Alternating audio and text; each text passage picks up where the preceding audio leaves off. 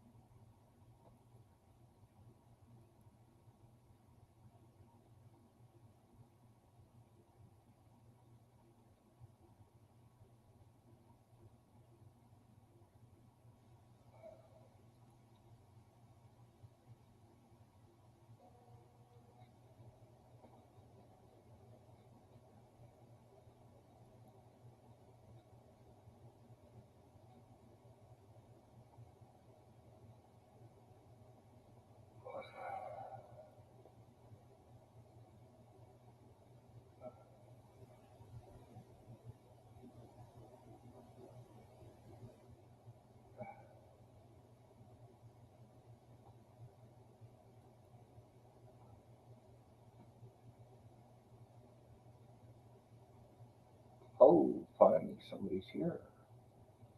Hey Matthew, how's it going?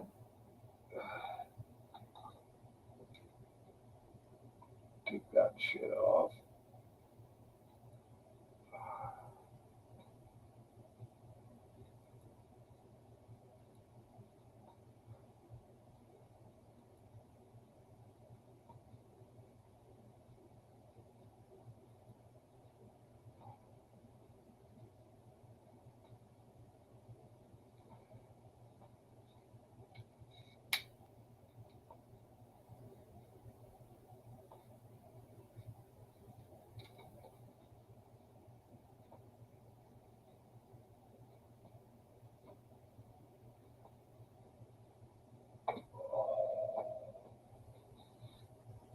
Grand Prairie is the city south of me.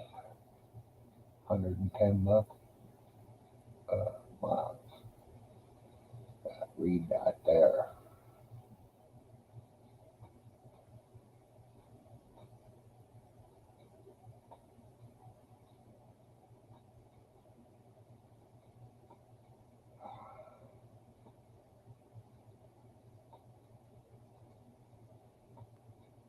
Oh, that's good, Matt. Fuck. Right on.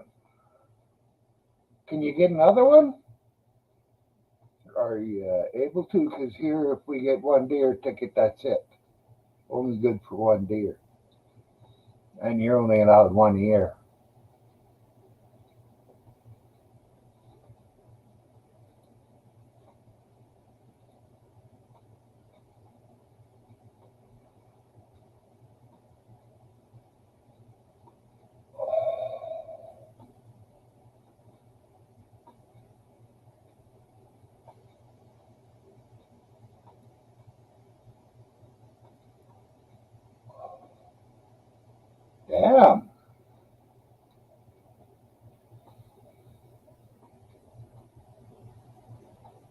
Well, I think I've had what you call maybe an 8-point rock walk through my yard in the last week.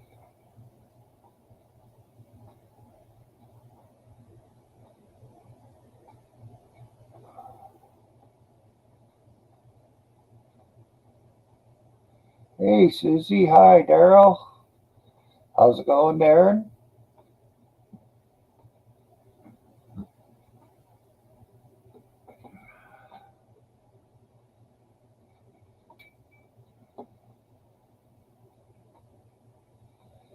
Hmm.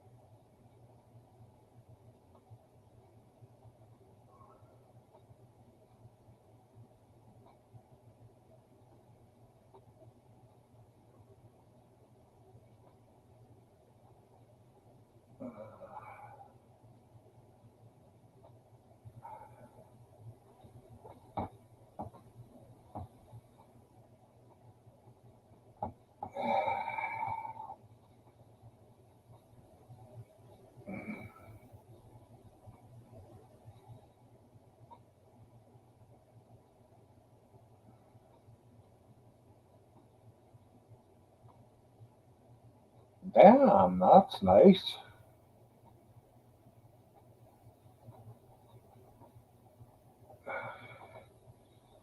So you'd get roughly about 80 pounds of meat.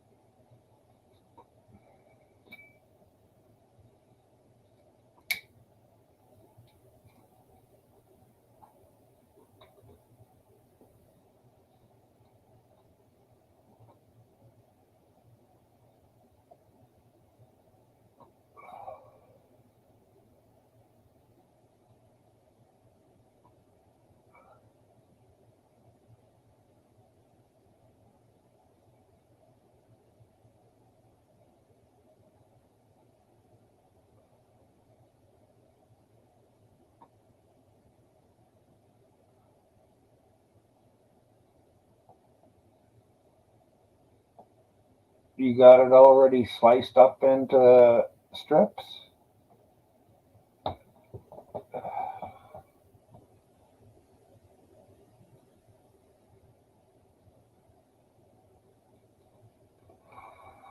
And marinated for a day?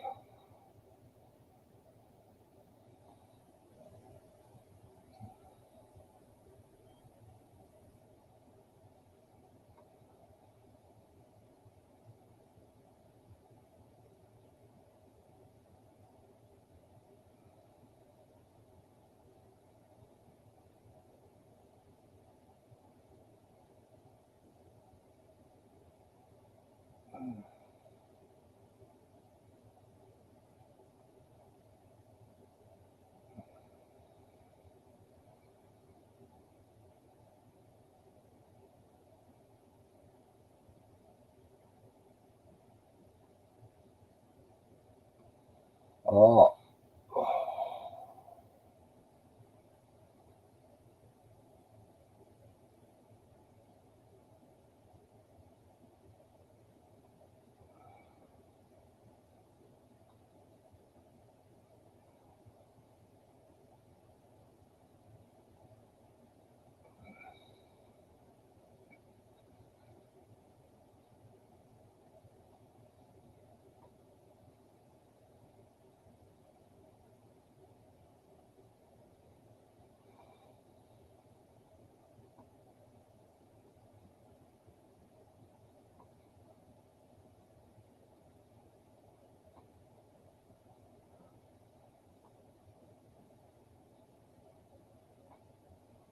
Yeah, but Susie up here, the blends, the blends that we got, we don't have much for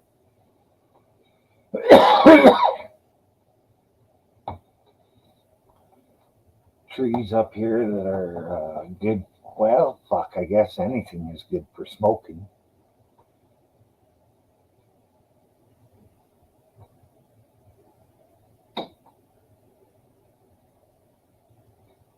Yeah, you make your own uh,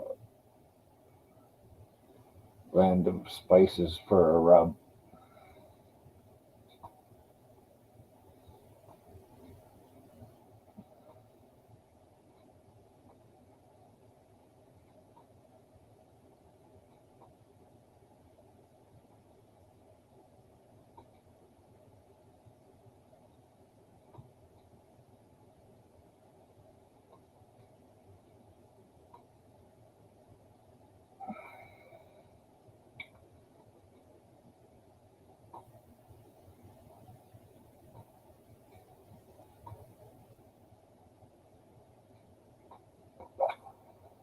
Oh,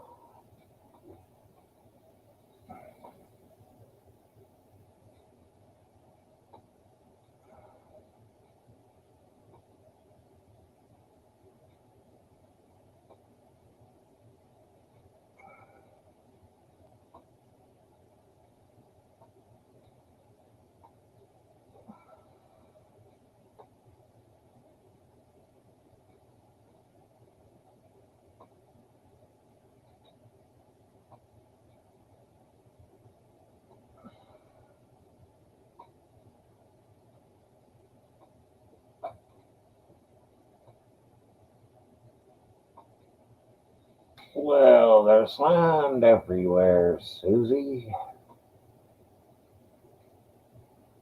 It's just how much do they want to pay?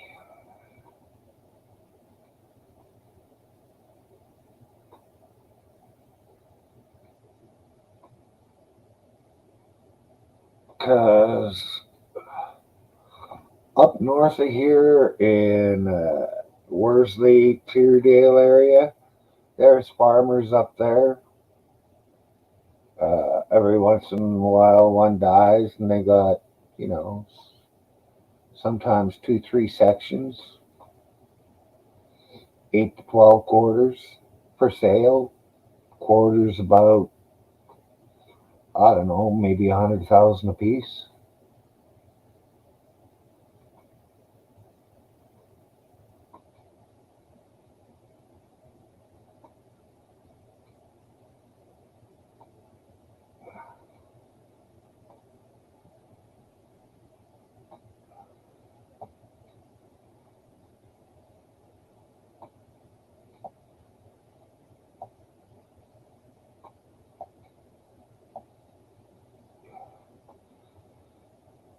Hey, Susie, I'm not exactly sure on the price, but I think that's pretty close.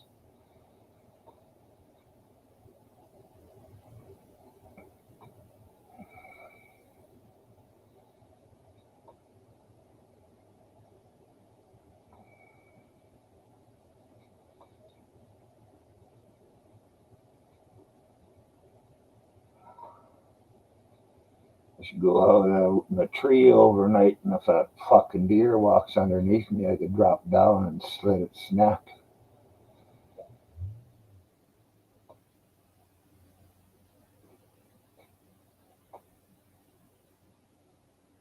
I guess I'd have to take the blowtorch outside and melt all the fucking blood away.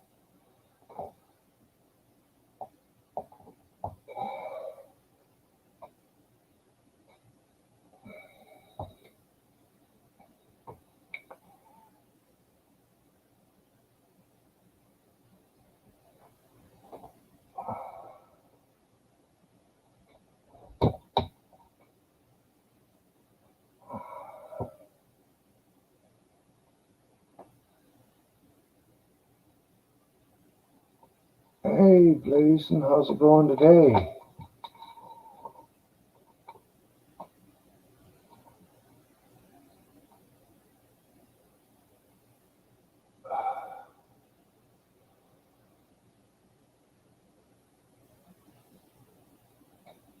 You could be hunting within uh,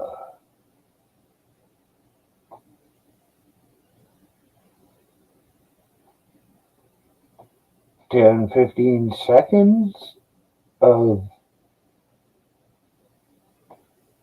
oh hell, you might even still be in town out there where the deer are.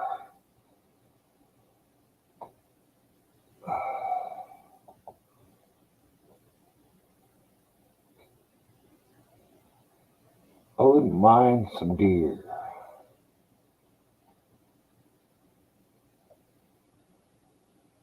I wouldn't even mind a moose. Not the whole thing, but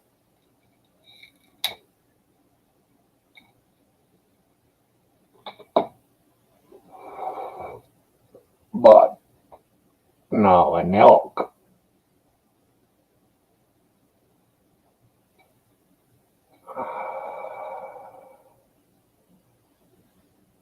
Uh,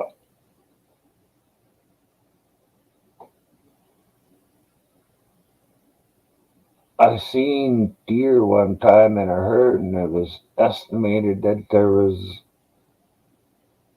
over 100 of them in the one herd.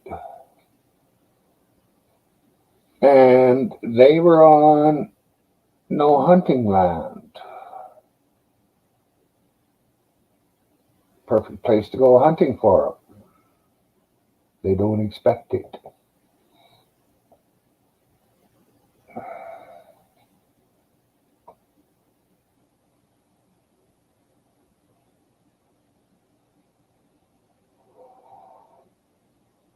Well, I got deer that wander the streets here.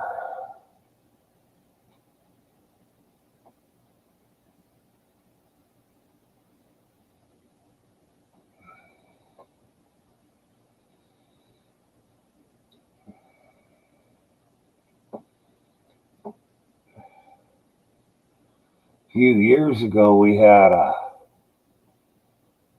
guy here in town. He ran a trap line.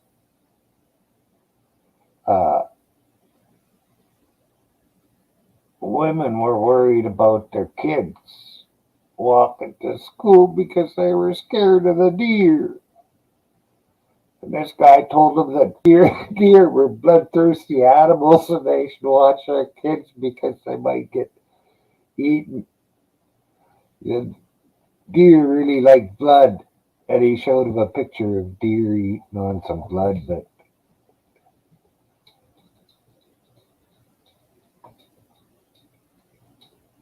hell, they ate my crab apple, Susie. I went out there one time a few years ago. Great big rack on a buck, and he was standing on his back legs eating frickin' deer.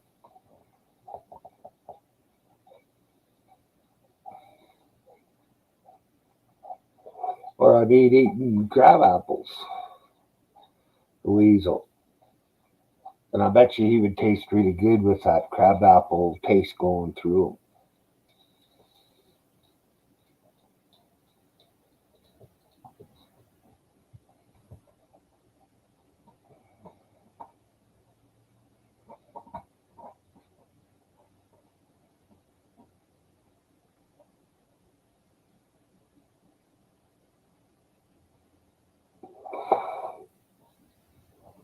Oh, shit.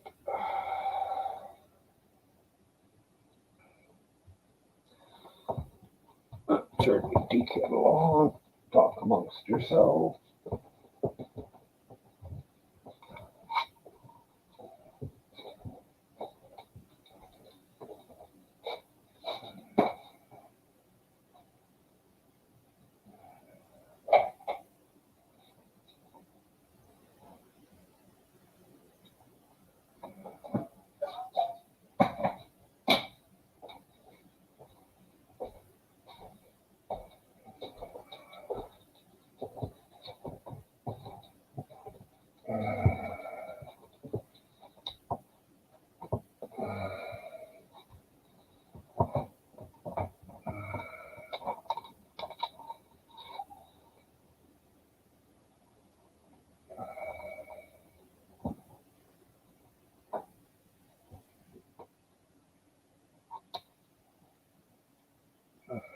Okay, blazing.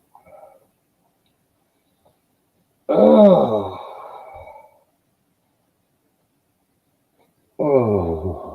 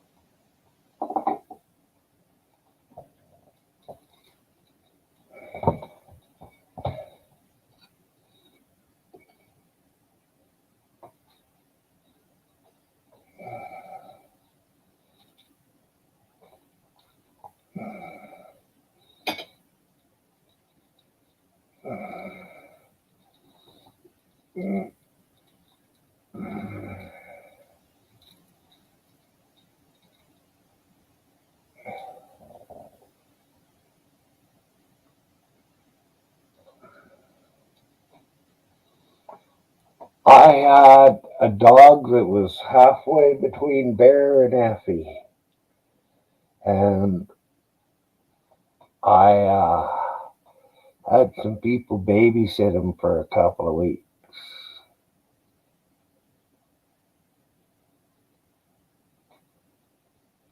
And when he was at their place, he would not let the fucking deer on their land. And even taught their dog to chase deer away. They had a Saint Bernard who give a shit about anything, but after my dog had been there for a while, he was chasing the deer off.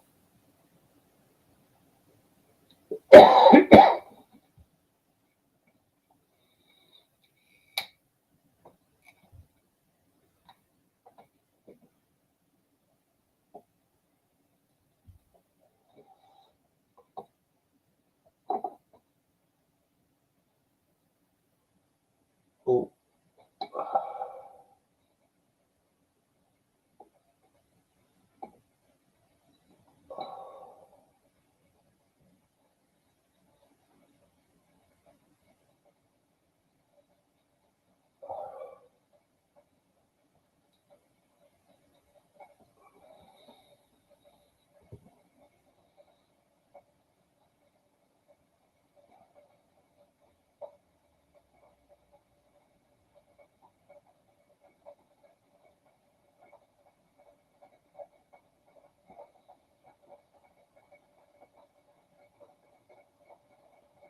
Damn, I think the kettle's gonna whistle at me soon.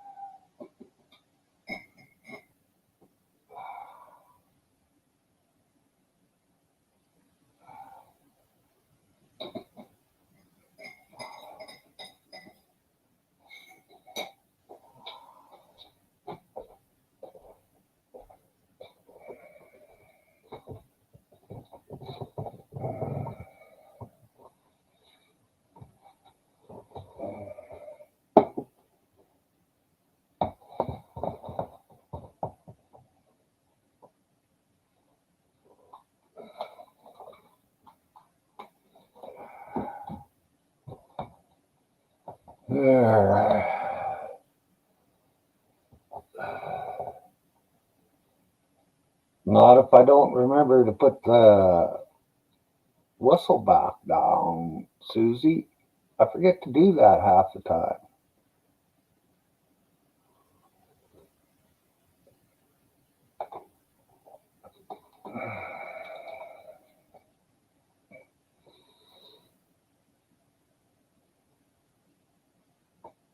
You gotta sift it.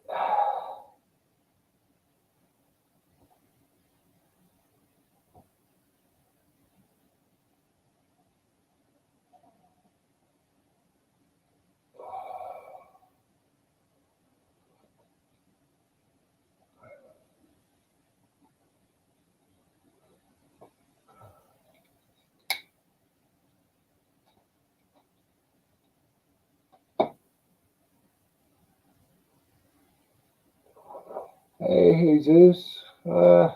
Not bad, I guess.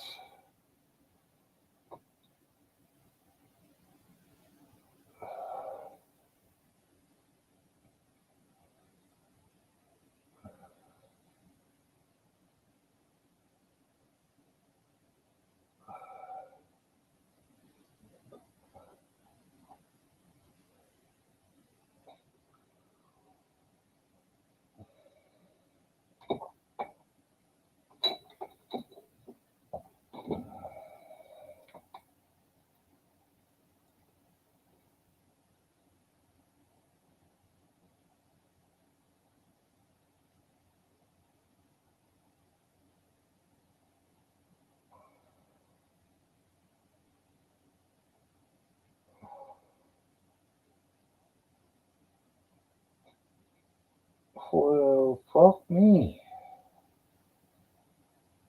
One of the princes is uh will no longer sit back while his brother and his brother's wife make claims about the family, but fuck me. How big a scope of the family? Because they got pedophiles all over in that fucking family.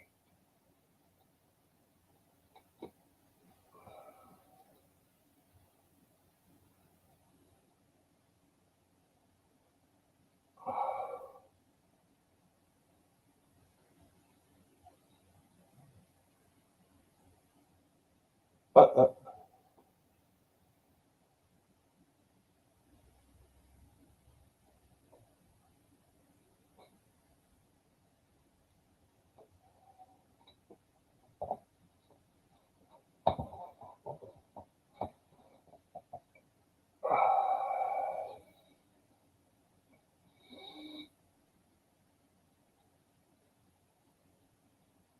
I used to like cooking, making bread. Uh, Baking powder biscuits. Fuck, I should buy some baking powder. Got flour.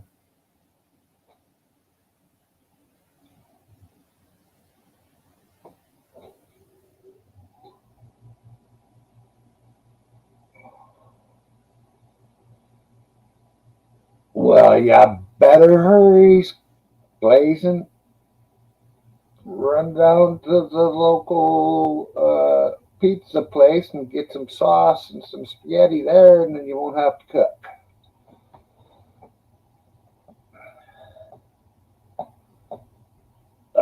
You never have to worry about that if I was around.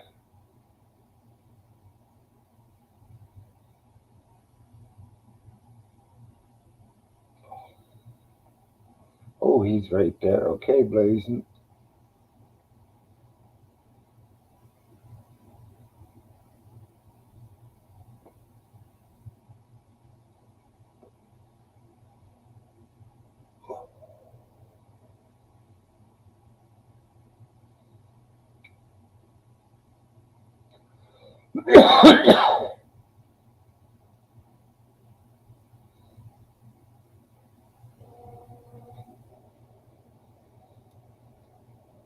Yeah, don't blame me, Blazing.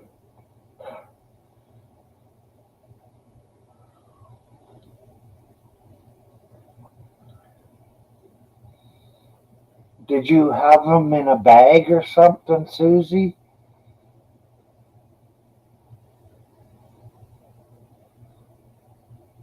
There's only two ways things usually go. They either dry out or they mold.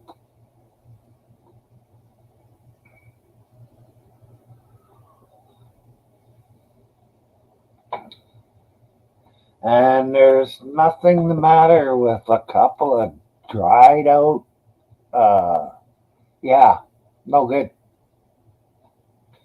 They've got to be able to dry out or they're going to mold every time. Same with a plastic bag, it's no good. Any plastic is no good because it doesn't breathe. Sure, it keeps your stuff fresh for a couple of days longer, but then instead of being able to reuse it, you've got to throw it away. Except for cheese, where you can cut the mold off.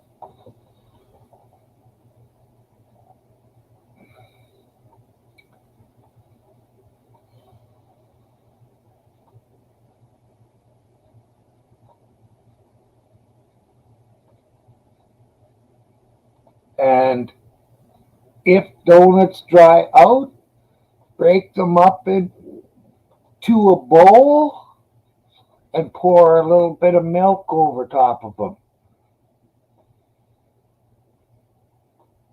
And I would say that'd probably be just as frickin' good as fresh.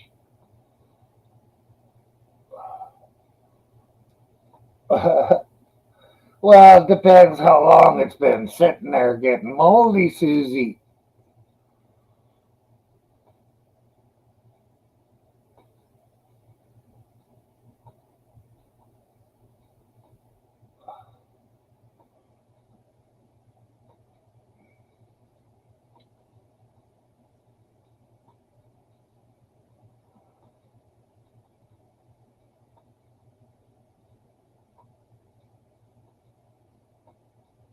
Even after they're dried right out, Jesus.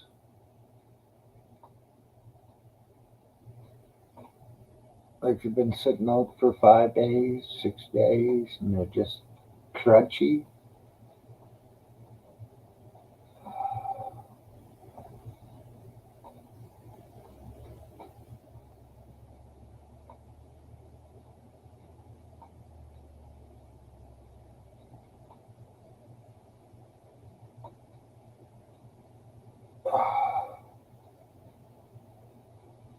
What about sour cream, Daryl?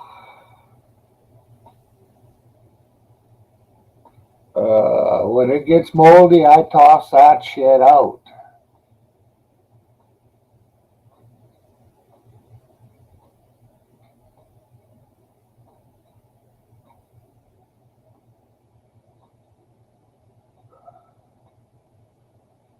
You would figure sour cream can't go moldy because it's cream that's already been fucked with.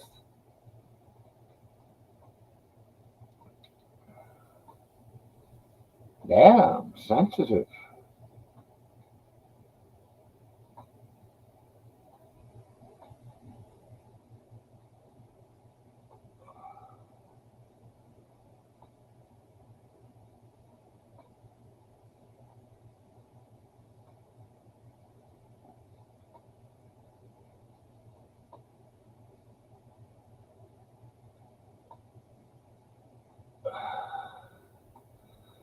Well, there is a trick to stop it from doing that. Is you have to float some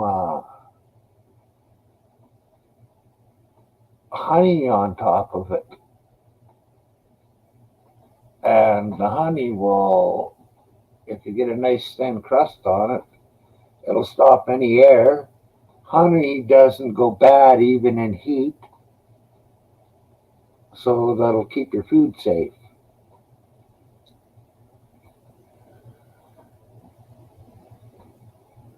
Yeah, I figure is if it gets a lot of frickin' mold on it, I won't eat it. But hell, it could sit in the fridge for years as long as it doesn't mold up.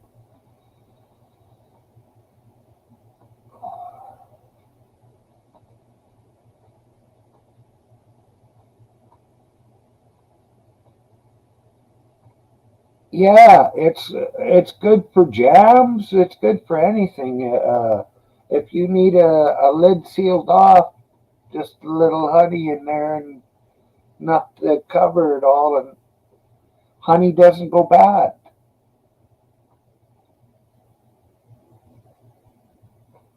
It just gets thinner and thicker as the seasons change.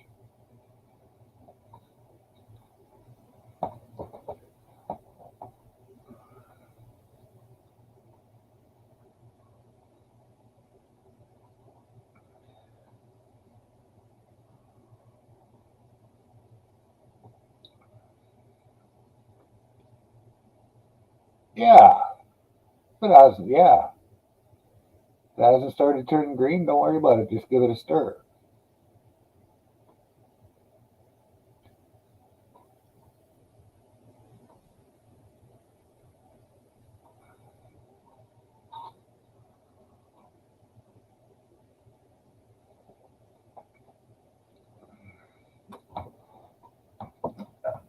Here's one thing, Susie. A ham. They soak it in brine for about a month, I think. Uh, then they hang it up for a year, just in a shed hook from the roof, from the ceiling. There's a hook from the ceiling. They hang it from that, and a shed that air can blow freely through.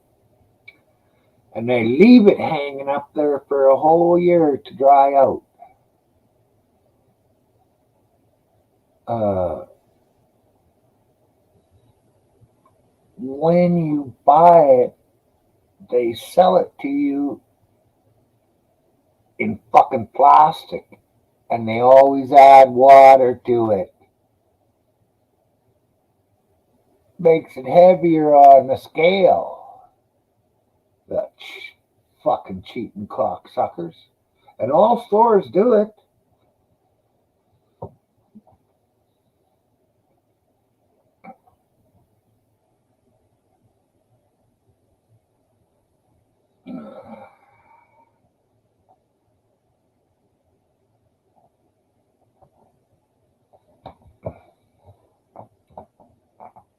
Oh, when did I hit that? Yeah. Yep.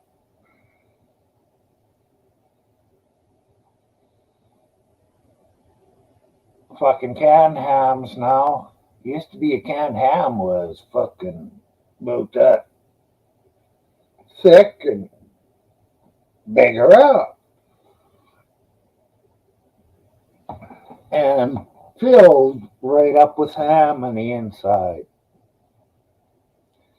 Now the fucking cans are smaller and they're half full of water. So you're paying for fucking water, whatever it is.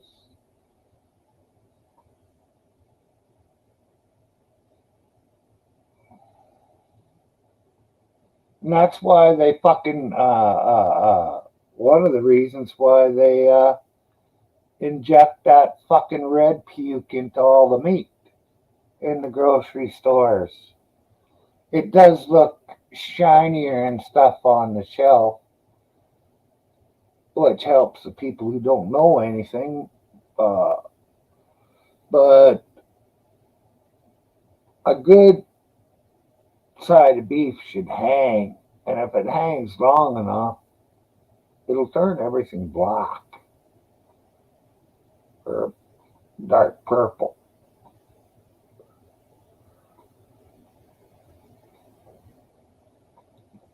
So it's drying out as that's happening. So all the grocery stores inject it with blood and water and whatever else shit they got in that soupy mix.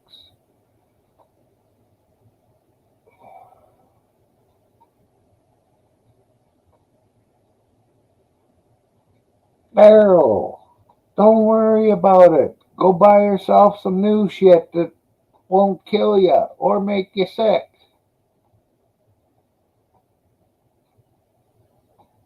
there might have been a chance you could have got sick from it.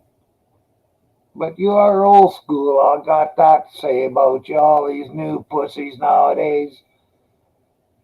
It's just like UK said his girlfriend, son's girlfriend. Anything with that was past the best before date, she threw it away. Well, fuck. I've seen them put best before dates on salt. Where do you get salt from? You either collect it from the ocean or you go like to southern Saskatchewan, I think it is. You just scrape it up off the fucking ground. So it never goes bad.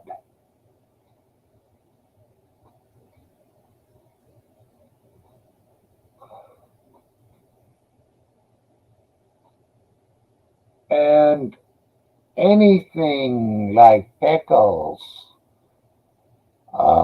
jam, uh, anything that's got a lot of salt, anything that's got salt, sugar, or is uh, dried out or pickled should last for frickin' near ever, as long as it doesn't get rehydrated. Because if it gets rehydrated, you're going to have to either eat it right away or toss it out because it'll go bad unless you can dry it out again just as quick. But I think you could only do that a few times and you'd start losing taste.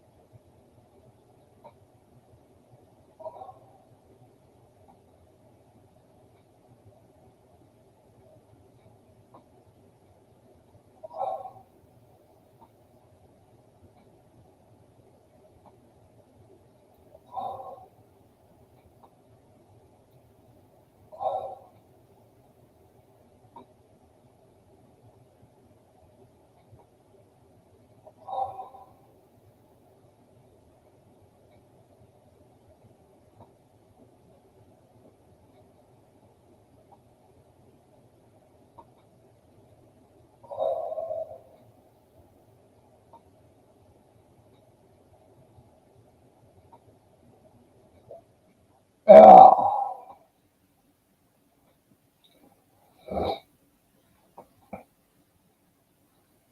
And I don't know why some people don't think that leftovers is very good.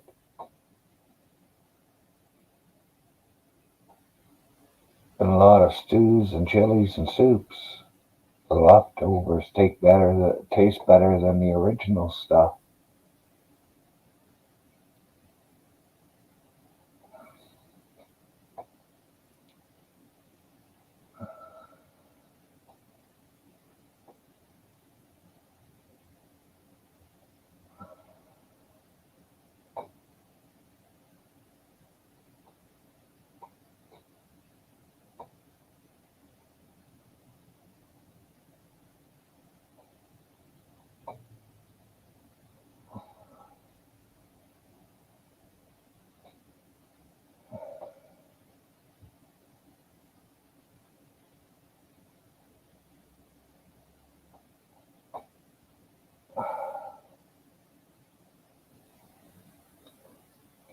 Uh,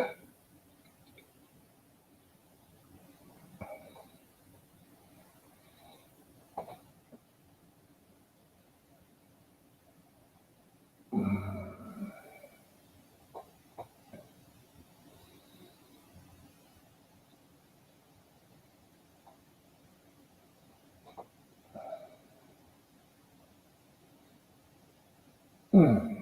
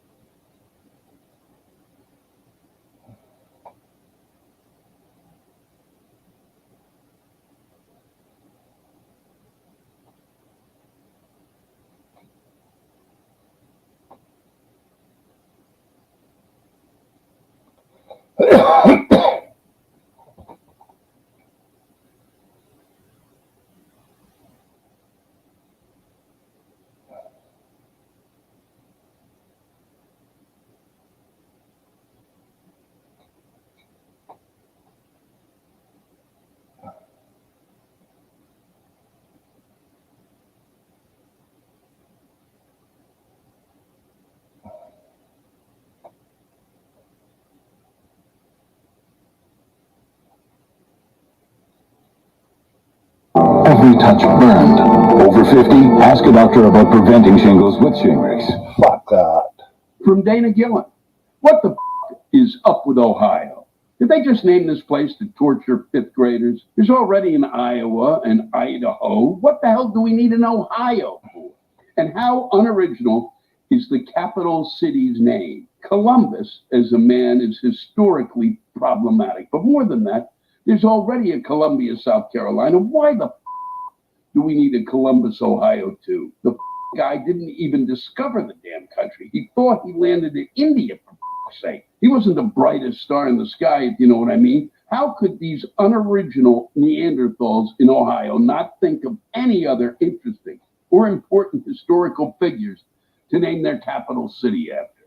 If your official rock song is Hang On Sloopy, you need to rethink your definition of the word fun. What do these boring people do on a Saturday night? Tip cows? Let's come up with a better name for Ohio. Anything would work. I'm calling it Weewa from now on. And the capital is now Blackville. You get to make your mark somewhere, sir. Well, thanks for that, Dana. Thanks for naming the capital of Ohio, or Weewa, after me. Well, Hang On Sloopy is who named it. You're right. That's their official rock song. That's brutal. As were you. Well done, Dana. Yeah, it's all bullshit, folks. It is bad for you. It's all bullshit. That's what you have to remember as you go through life in this country. It's all bullshit, and it's bad for you. Now, speaking of parents and speaking of bullshit, two ideas which aren't always mutually exclusive, by the way, I'd like to mention a special kind of bullshit that has taken hold in this country in the last 30 to 40 years. It's a form of bullshit that really only can be called child worship. It's child worship. It's this excessive devotion to children. I'm talking about today's professional parents, these obsessive diaper sniffers who are overscheduling and overmanaging their children and robbing them of their childhoods. Even the simple act of playing.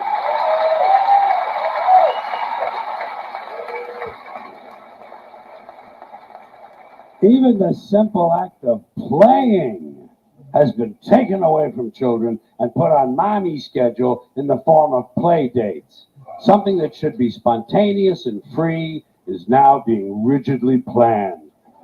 When does a kid ever get to sit in the yard with a stick anymore? You know, just sit there with a fucking stick. Do today's kids even know what a stick is?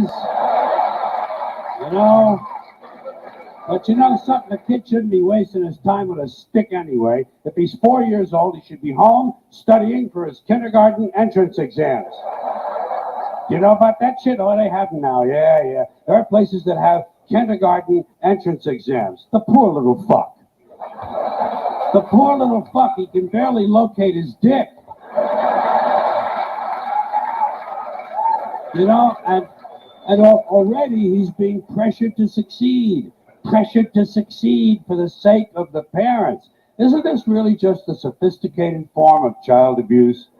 And speaking of that, speaking of child abuse, I can believe it, Susie. speaking of child abuse, next up, grade school. Grade school, where he won't be allowed to play tag because it encourages victimization. And he won't be allowed to play dodgeball because it's exclusionary. And it promotes aggression. Standing around is still okay. Standing around is still permitted, but it won't be for long because sooner or later some kid is going to be standing around and his foot will fall asleep and his parents will sue the school and it'll be goodbye fucking standing around.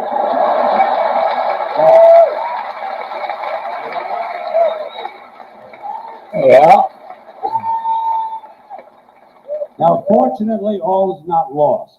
All is not lost because at least we know that when he does get to play, whatever games he is allowed to play, the child will never lose. We know he'll never lose because in today's America, no child ever loses. There are no losers anymore. Everyone's a winner. No matter what the game or sport or competition, everybody wins. Everybody wins, everybody gets a trophy. No one is a loser. No child these days ever gets to hear those all-important character-building words. You lost, Bobby. You lost. You're a loser, Bobby. They miss out on that. You know what they tell a kid who lost these days? You were the last winner. A lot of these kids never get to hear the truth about themselves until they're in their 20s. When their boss calls them in and says, Bobby, clean the shit out of your desk and get the fuck out of here, you're a loser. Get the fuck out of here. You know?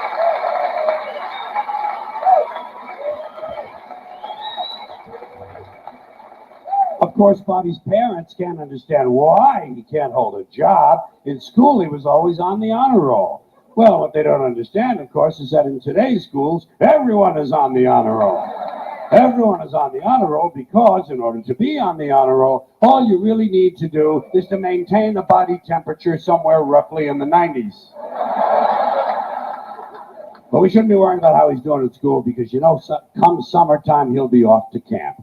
Yes, he'll be off to camp, but not to swim and hike and play softball. No. Today's child will be sent away to lose weight. He'll be sent to fat camp, or violin camp, or ceramics camp, or computer camp, or leadership camp, whatever the fuck that is. Leadership camp. Isn't that where Hitler went?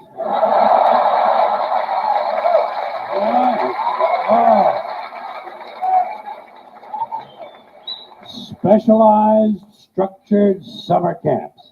Gotta keep the little fucker busy, don't they? Gotta keep the little fucker busy. Wouldn't want him to sneak in a little unstructured time in the woods. That wouldn't be any good. God knows he might start jacking off. Now, all of this stupid bullshit that children have been so crippled by has grown out of something called the self-esteem movement. The self-esteem movement began in 1970, and I'm happy to say it has been a complete failure. Because studies have repeatedly shown that having high self-esteem does not improve grades, does not improve career achievement, it does not even lower the use of alcohol, and most certainly does not reduce the incidence of violence of any sort. Because as it turns out, extremely aggressive, violent people think very highly of themselves. Imagine that. Sociopaths have high self-esteem. Who would have thunk, huh? I love when this kind of thing happens. I love when these politically correct ideas crash and burn and wind up in the shithouse. The self-esteem movement revolved around a single notion. The single idea that every child is special. Boy, they said it over and over and over, as if to convince themselves. Every child is special. And I kept saying, fuck you. Every child is clearly not special. Did you ever look at one of them? Did you ever take a good close look at one of these fucking kids? They're goofy. They're fucking goofy looking. They're too small. They're way too fucking small.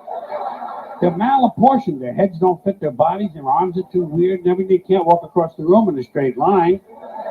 And when they talk like I got a mouthful of shit. They're incomplete. Incomplete. Unfinished work.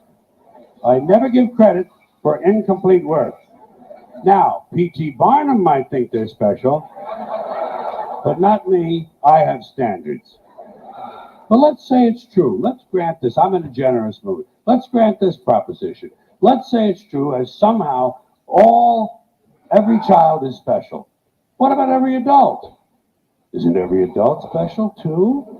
And if not, then at what age do you go from being special to being not so special? And if every adult is special, then that means we're all special, and the whole idea is all its fucking meaning. Will you please welcome God Smart Alec Michael Joyner?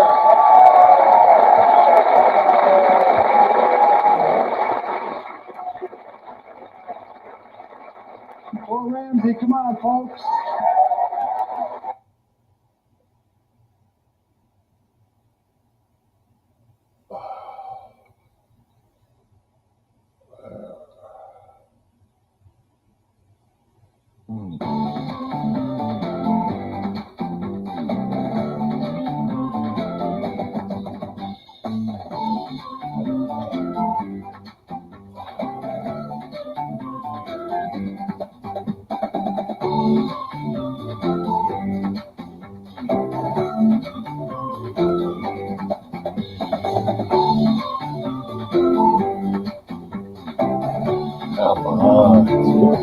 Getting older.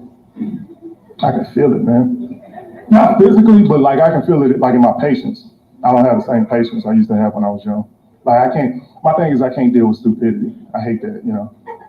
I had a friend that said something so stupid one time. I told him we couldn't even be cool no more. You know? Here's the thing. Like I told you, I'm scared of spiders. That's true. I really am. And like sometimes when it gets hot outside, like in the summer, I'll get spiders in my car. I never know how they get in there. It always freaks me out.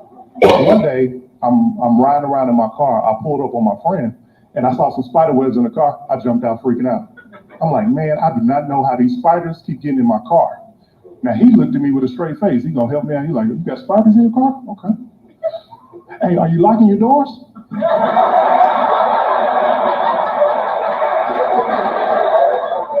This was so stupid, it made me stupid. I answered him. I'm like, you know what? I don't think I did, dude.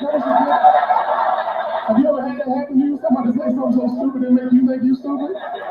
I'm in a Wendy's drive-thru one day, okay? I'm in the drive-thru at Wendy's, in the drive-thru trying to order my food. The lady came over the speaker. She said, welcome to Wendy's. Is this going to be for here to go? I just drove off. I'm like, they must be doing something new over here. Don't like stupidity, man. Like racism. I think racism is the dumbest thing ever. It doesn't make sense. You don't like somebody because of the color of their skin. That's stupid. I always tell people, sit down and talk to somebody you don't know. Learn about them, get to know them. Our country would be better if we all treated each other like that. You know what I mean? That's right. That's right. I can guarantee you, if you sit down and get to know somebody, you'll find 1,000 other reasons to hate this person. Other than the color of their skin, you know what I mean? Just earn a hate is all I'm saying. Put the work in, earn the hate.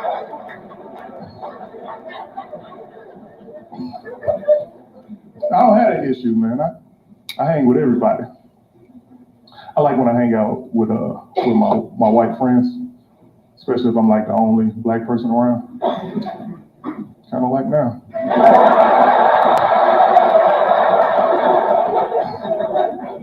No, I like it, especially like if we're in the car and I'm the only black person in the car. I like to be in there because I like to mess with them, right? So if we're in the car and I'm the only black person in the car, sometimes I'll breathe on the window and write help.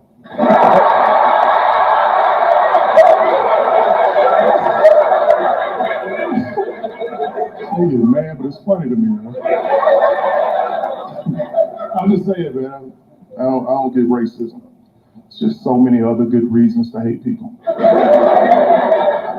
Let me tell you, I don't like people that text and drive. You seen people doing this, text and drive? Listen, if you're doing it, please stop, because you can kill somebody, all right? I was on the interstate one day and I had my kids in the back seat. I see this car swerving all over the interstate. Closer I get to the car, I see it's a dude and he's texting on his phone. And he's doing that thing where he's so into it, he's like texting with both hands and trying to drive with his knee. I lost it, because that's dangerous. I got my kids in the back seat. Now he's swerving all over the interstate. One time he swerved so hard, he almost hit us. So I had to swerve to keep him from hitting us. That made me spill my tequila. I'm like, yo, this is so... So I had to call the police, like, yo, that was top shelf. You should come get him. They were irresponsible.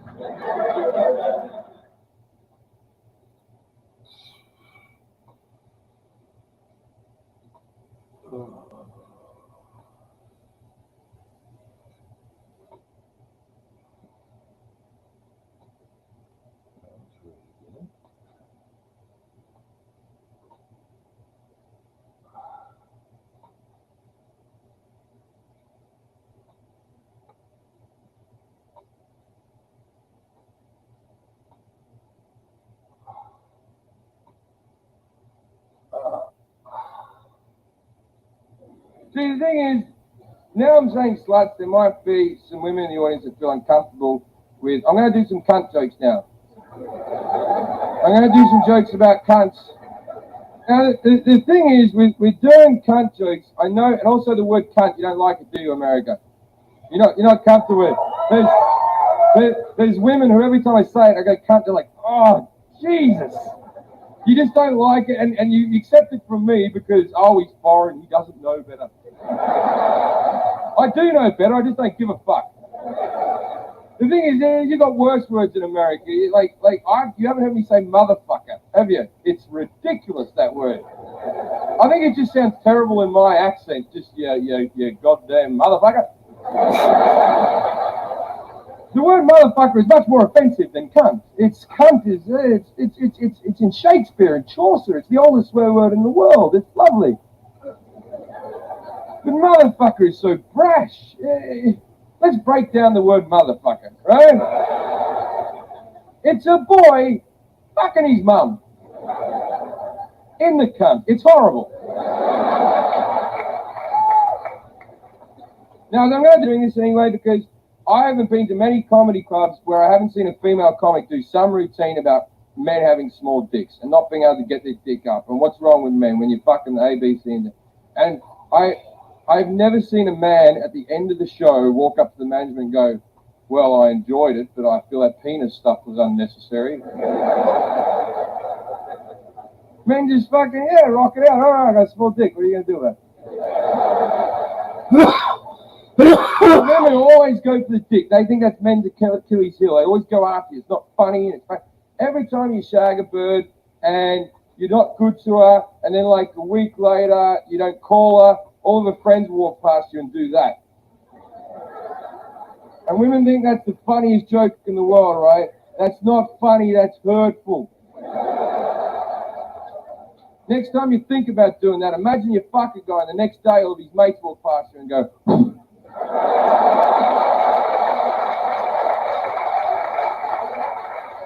you never do that again. And you think by doing this, you're teaching me something I don't already fucking know. I'm well aware I've got a small dick. I've measured it. I know how big my dick is to the millimeter. But does any woman in this room truly know this? None of you, and none of you will ever know for sure because no man's going to tell you because we're good people.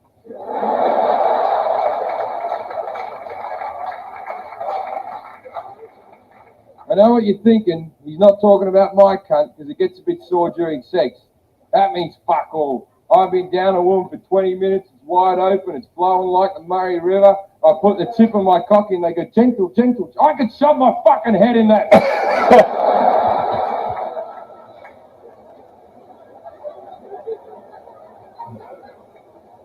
Sometimes fat chicks have really tight cunts. That's a bloody mystery, eh? I think it's because all the fat's pushing it inwards. Or when you're fucking them, you're just rubbing up against thighs and you never actually reach the cunt.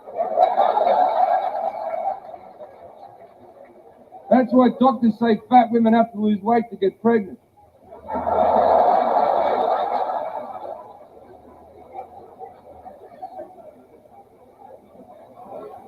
It's not true.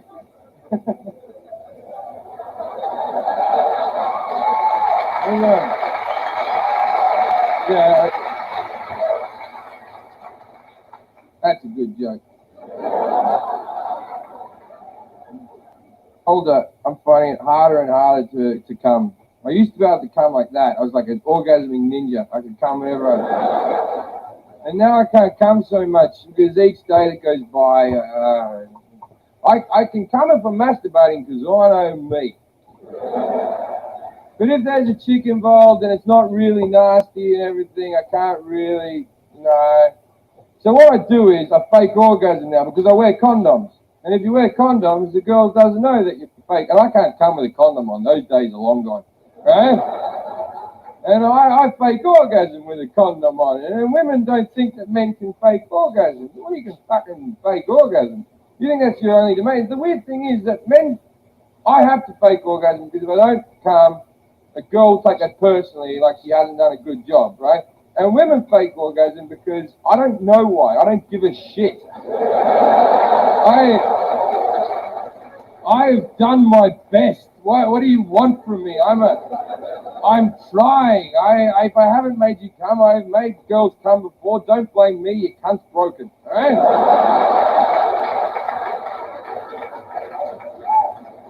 And a female orgasm is all wailing and a jiggly leg, like I'll never crack that code. Or orgasm as a man is a piece of piss. But this is me fake orgasming with a condom on. Now what I do is I put them in doggy style, and then I just go like this.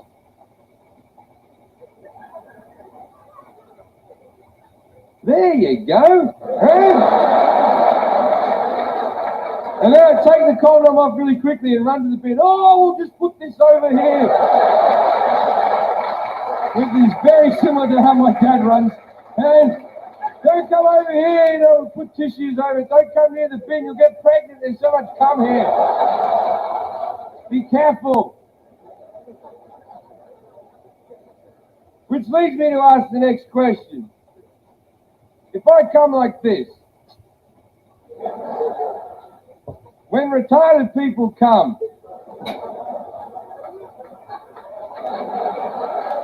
do they look normal for a second?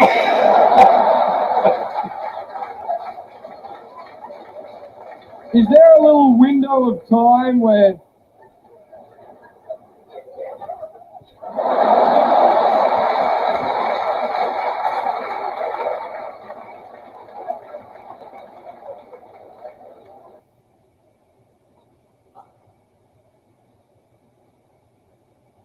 I'm making tea, so I'll play one more.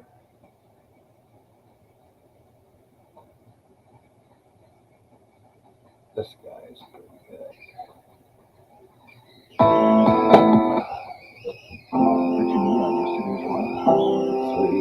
Voltaren ML Joint Pain Extra Strength. I got crazy kids. Y'all have crazy kids? I mean, we love them, but, I got one now. Had lunch with him 3 days ago. He's bragging, always bragging about something. He's bragging about a brand new 6-quart crock pot. And he don't have it yet because he's got it on layaway. And he tells me, he acts like the greatest thing in the world. He asked me, he said, do you have a crock pot? I said, no, I don't have a crock pot. You ought to get one. I said, I don't need one. He said, here's what you can do with a crock pot. You can put a raw chicken in a crock pot early in the morning, turn it on low, and when you come off and work that evening, it'll be ready to eat. Ain't that something? And I said, that's good, but, You don't work. Like you're home all day. The reason he's home all the time is because he's never had a full-time job, because I don't think he knows how to fill out a job application. Where it says nearest relative, he'll put 12 miles. In case of emergency call, he write in like 911. Just crazy, crazy people. It's good to be here. By the way, I got here about an hour ago, and yeah, I saw some of y'all outside. They had food here today, but outside the studio. It was wonderful, wonderful food. As you can tell, I love food. I tried every diet that don't work. A diet that I hated the most. A few years ago, they had this diet called the Stillman water diet. The Stillman water diet. You had to drink 18 glasses of water every 24 hours. I lost 2 pounds in one day. My bladder fell out. But I love good food. Have you noticed that young people today don't know how to eat real good? Young folks, they get politically correct on what they eat. I work and travel with other comedians. Some of these guys, bless their hearts, these are weird guys. I mean, they're 25, 30 years old. We always stay at the same hotel. They'll call my hotel room and they'll go, we going out running. You want to go? And I'm like, do what? We go run. You going? I'm like, no. But if you happen to cross Krispy Kreme, you can bring me something back, you know. And I hate to go out to eat with them, especially, I love to go to truck stops. And this is a true story that happened in Nashville just about, a year ago. They had me working with a 25-year-old comedian. We went to a truck stop, not a 4-star Mediterranean restaurant. We only sat down, 2 comedians surrounded by truckers. Waitress comes over, big woman, not a lot of teeth. All this young guy wanted was a salad. Nothing wrong with that. But he asked this truck stop waitress did she know whether or not any of those salad ingredients had ever been exposed to any type of pesticides. She said, well, we spray for roaches every now and then. I don't think none got on the legs. A few minutes later, she put the food in front of him. He looked at it. I didn't know it come with cheese on it. I can't eat that. I'm lactose intolerant. She said, honey, that's not lactose cheese. That's cheddar cheese. You see, I wouldn't make fun of these guys if they would leave the rest of us alone. But the ones I just described to you, they have the audacity to make fun of my food. They will point at my food and they'll go, do you know what that greasy food's going to do to you? I'm like, yeah, fill me up. I have to eat that way. I need to maintain my strength. Because I'm usually one of the pallbearers when my healthy friends drop dead working out. I love what they don't love. I love chicken fried steak, extra gravy. Mashed potatoes, extra gravy. I was a grown man before I realized that gravy was not a beverage. Cornbread and a lot of butter. When I say butter, I eat real butter. You young folks, get yourself some real butter. Stay away from that phony stuff. You see it all the time. Heart healthy and smart balance and the popular one, I can't believe it's not butter. Well, hell, I can. They also have, I can't believe it's not butter spray. Like, it's a butter mist. Trust me on this. If your daughter marries a guy who sprays his butter, there ain't gonna be no grandkids.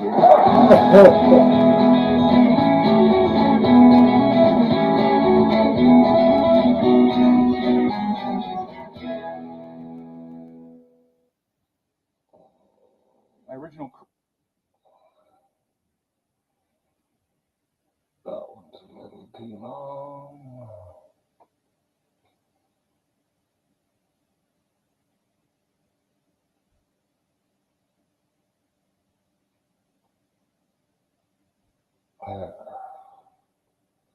I guess I should check and see. 5 people here, only Susie Manhattan. I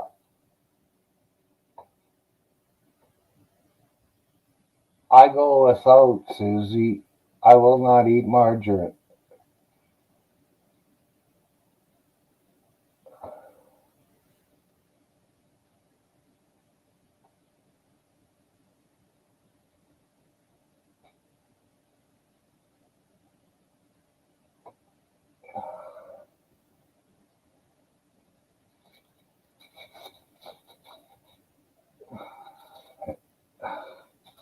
And I don't buy butter because it's unhealthy for me.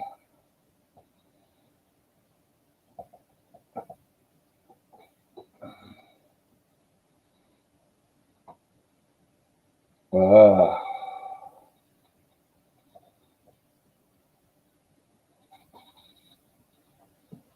well, because I can't exercise, I have to really watch my diet and to keep all the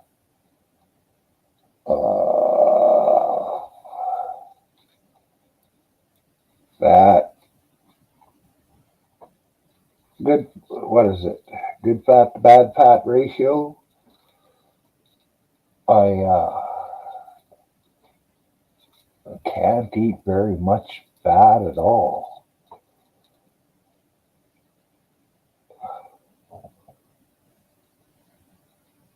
Cracks, and it's not real butter.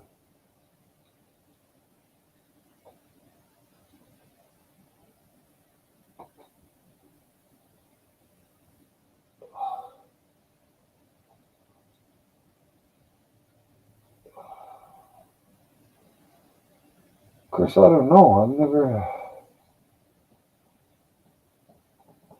Well, yeah, you got to keep your good fats up and your bad fats down. My good fats are only at 1, but my bad fats are at 7.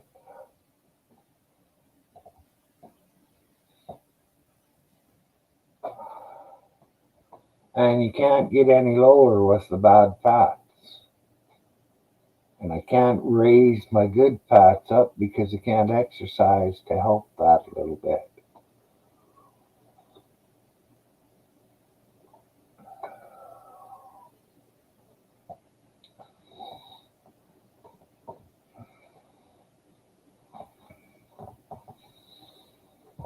Yeah, and a lot of people should realize that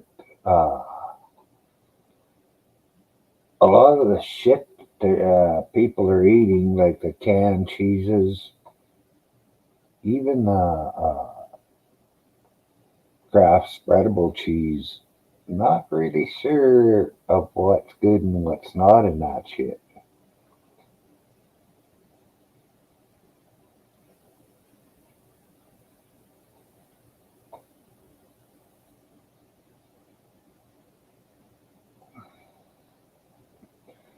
And I have eaten it in the past, and if I had some here, I would probably eat at least half the jar before I threw it out. Oh,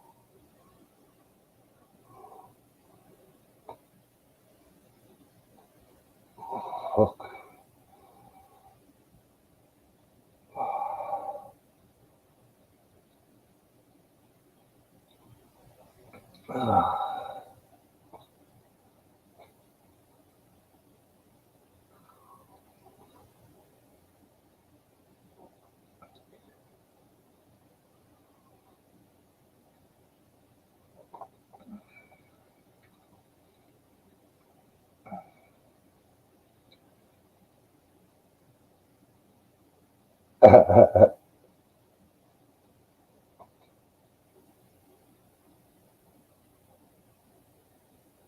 Well, I don't think there's anything the matter with cow meat as long as it ain't too fat when it's butchered.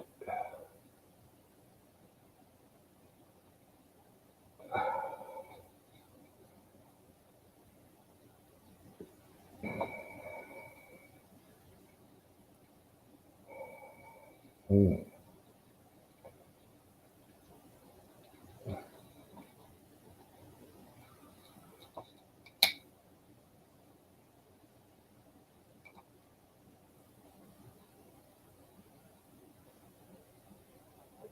Oh,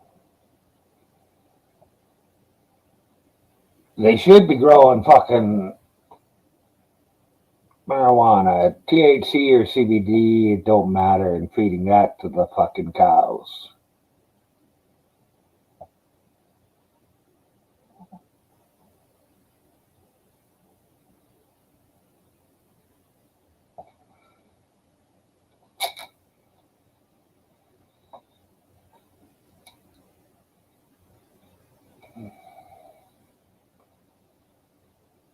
Yeah. Huh.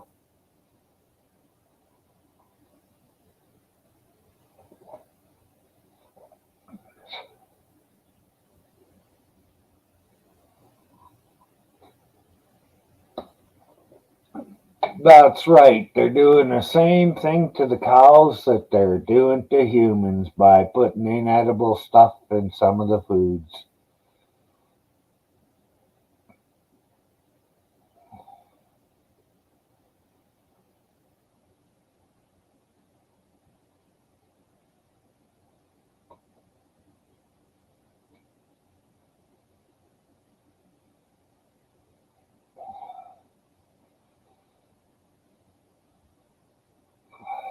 That's right, Susie. They are. I'm just waiting till we'll both be dead, but eventually they're gonna say, "Hey, only rich people can eat cow meat. Everybody else is gonna have to live on plucking bugs."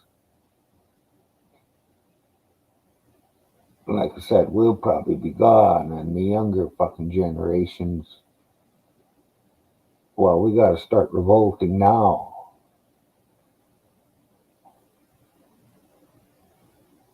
so that the younger generations know what they're supposed to be doing. Because I'm sorry to say, it seems like a lot of them are not too fucking bright.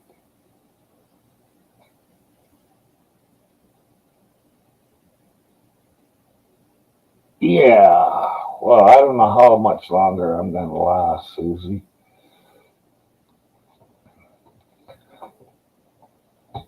I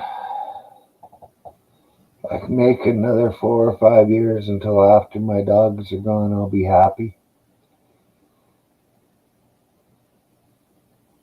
Well, who doesn't? I don't eat fake meat.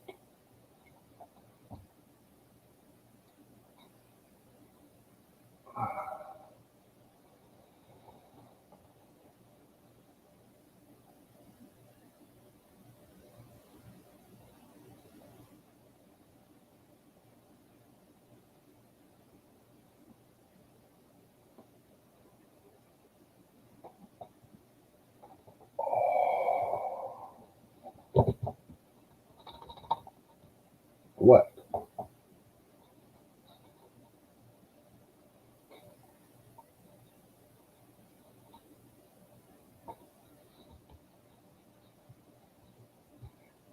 You need to go outside.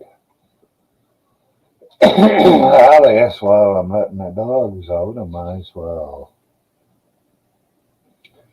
put on something else. Ah,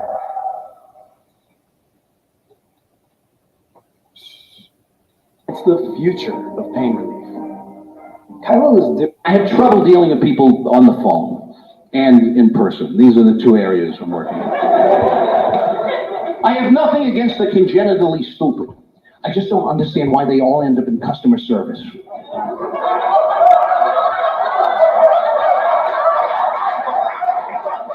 No, I'll tell you what happened. I'm in the supermarket. The other day I'm in the supermarket, right? I get out of the supermarket, I get in my car. My car won't start. So I called AAA. I said, yeah, I'm in the parking lot of the supermarket, the car won't start. The lady from AAA says, was your car working when you drove it there? As a matter of fact, it wasn't. I had to push my car all the way here from my house. Now it's all loaded up with groceries. It's a little too heavy to push back. Maybe you can send somebody over. We're at the mercy of these people. Every morning I go to the same store. I get the same 5 items every morning. I get a bottle of water, a banana, a cheese Danish, a cup of coffee, and a roll of Tums. 5 distinctly different items of all different sizes, shapes, and consistencies. And every morning the guy behind the counter asks the same stupid question. You need a bag for that? No, I don't need a bag. In fact, don't even put the coffee in a cup. I'll just stand here with my mouth open. You can pour the hot coffee directly down my throat. Like with my car, I'm not a car guy, right? I'm a city guy, I'm not a car guy. Something goes wrong with the car, I gotta trust the mechanic, because I don't always. Luckily, I have a very honest mechanic, and he keeps my car running beautifully. Because every time I go in for an oil change, he sells me a new transmission. Now the doctors are telling, here's the latest thing. The doctor says, oh, you got to cut down on red meat. That's the thing. You're eating too much red meat. You know what I tell him? I said, you're wrong. I said, meat eaters live longer than vegetarians. Do you know why? Because we embrace life, and then we eat it. I'm a meat eater. I don't mess around. I go to a restaurant, I get a big juicy steak, I get a side order of pot roast, I get meatballs on top of that. I tell the waiter, take it back, put it in the blender, make me a meat smoothie. I'm a meat eater. Some vegetarians are very pushy. I saw a bumper sticker on a car. It said, meat makes me sick. Why would you put that on your car? Meat makes me sick. I'm gonna get a bumper sticker on my car that says, wheat gives me a rash. What do you think of that?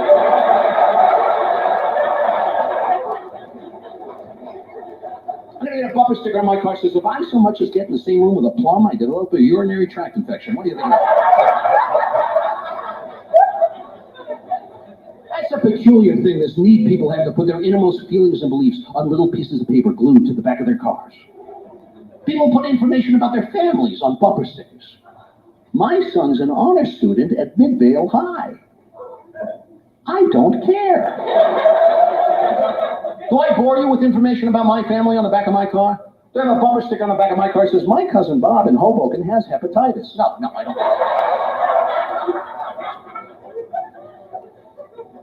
Then I go to the optometrist recently. I wear glasses when I'm not on stage. I've been wearing glasses my whole life. Recently, I go to the optometrist, and he hits me with one of these. He says, yeah, you're about 6 months away from bifocals. Oh, you hear that, and you fully expect to hear, and you're 12 months away from being spoon-fed tapioca by a registered nurse. So I had to go to the eyeglass store to get the I'm wearing the multifocal lenses now. Anybody wear these things? I can't get used to these things. I don't know whether to look up or down. I got no depth perception. I leave the house in the morning, I feel like one of the flying Wallendas. So I gotta go to the eyeglass store. I just want to grab my glasses and get out, but you can't. Because first you gotta deal with the lady behind the counter, whose sole job is to take your new glasses and put them on your head. Because this is apparently a very complicated task. You might screw it all up and poke your own eye out. So she takes my new multifocal lens, she puts them on my head, and she looks. Then she takes them off. She makes a little adjustment. She puts them back. She looks. Then she says, these are going to look crooked. But it's not the glasses. It's you. You have one eye higher than the other. So I said, could you take them back? Could you straighten them out? She said, no, they are straight. It's not the glasses. It's you. So now I'm starting to get a little steamed. I said, ma'am, now, you should know, when I start a sentence with the word ma'am, that's a key word. That means the volcano is about to erupt. It's like starting a sentence with all due respect. No one in the history of the English language has ever said anything respectful following with all due respect. It's always with all due respect, you should drop that. So I said, ma'am, I've been wearing glasses all my life. I have never had this problem. She says, sir, with all due respect, I've been selling glasses all my life. I've never had this problem. I said, really? You've been selling glasses all your life? So when all the other little kids were out on the front lawn with their lemonade stands, you were out there with your optometry kiosk. When all the little Girl Scouts were going door to door selling cookies, you were selling disposable contact lenses. So I do 12 rounds with this lunatic. I storm out, I get in the car. My wife's waiting in the car outside. I get in the car. My wife says, what happened? I said, I'll tell you what happened. That woman's insane. She said I had one eye higher than the other. My wife says, you just noticed this? She says, everybody on your side of the family has one eye higher than the other. So now I'm juggling 3 different pairs of glasses. I got my new multifocal lenses. These are for everyday use and for driving. I still wear my old prescription for distance, like when I go to the movies, it's just easier. And now, of course, I also have my new reading glasses just for reading. So the ultimate nightmare for me would be to go see a foreign movie with subtitles at a drive-in theater.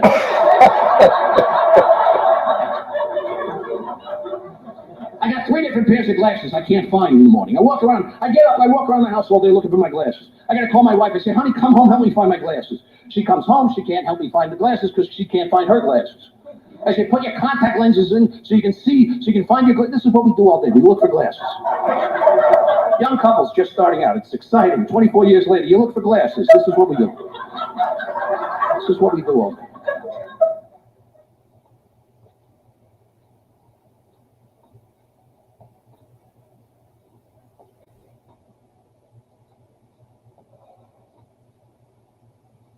Well,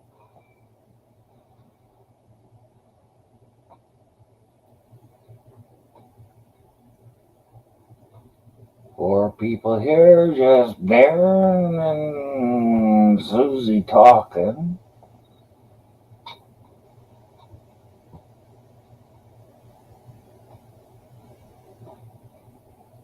So I'll say hi to whoever the other people are.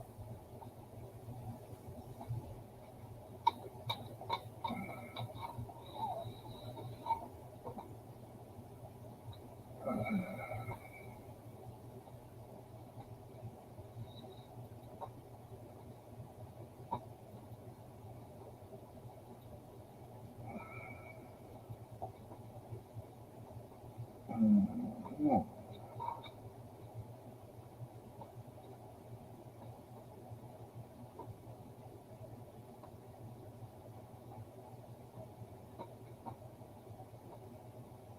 Yeah,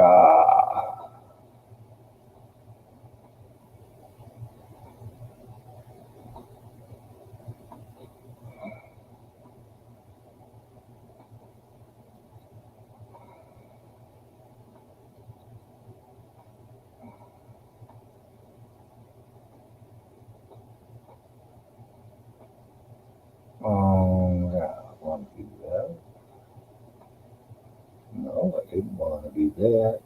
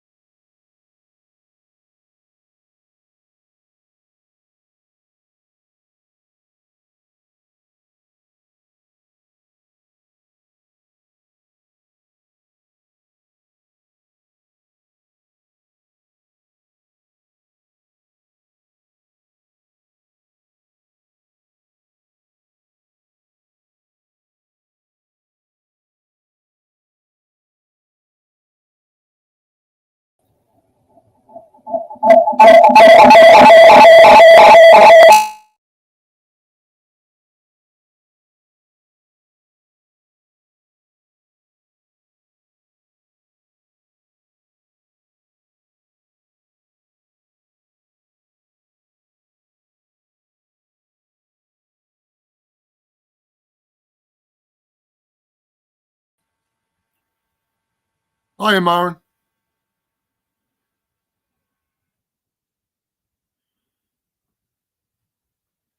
I seem to be muted.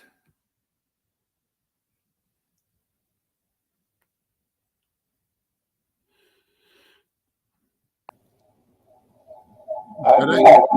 That's better. You muted yourself. Hi, Myron. You're right.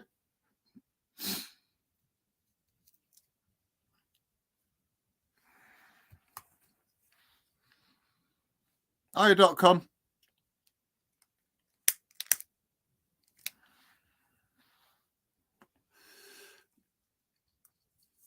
Where's the boys tonight?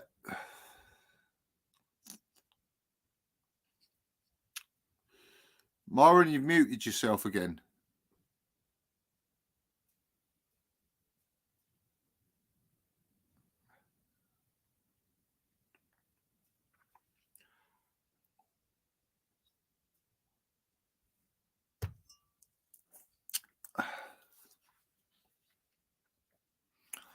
Hi, Susie.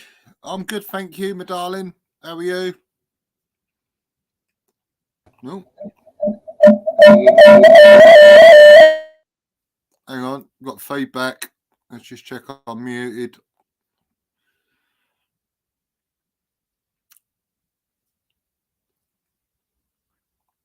Yeah, I'm muted. I'm muted on YouTube.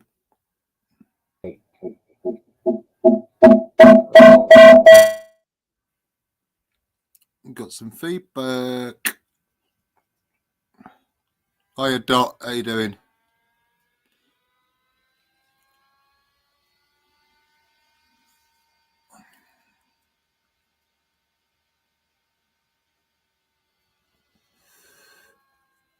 You keep muting yourself, Myron.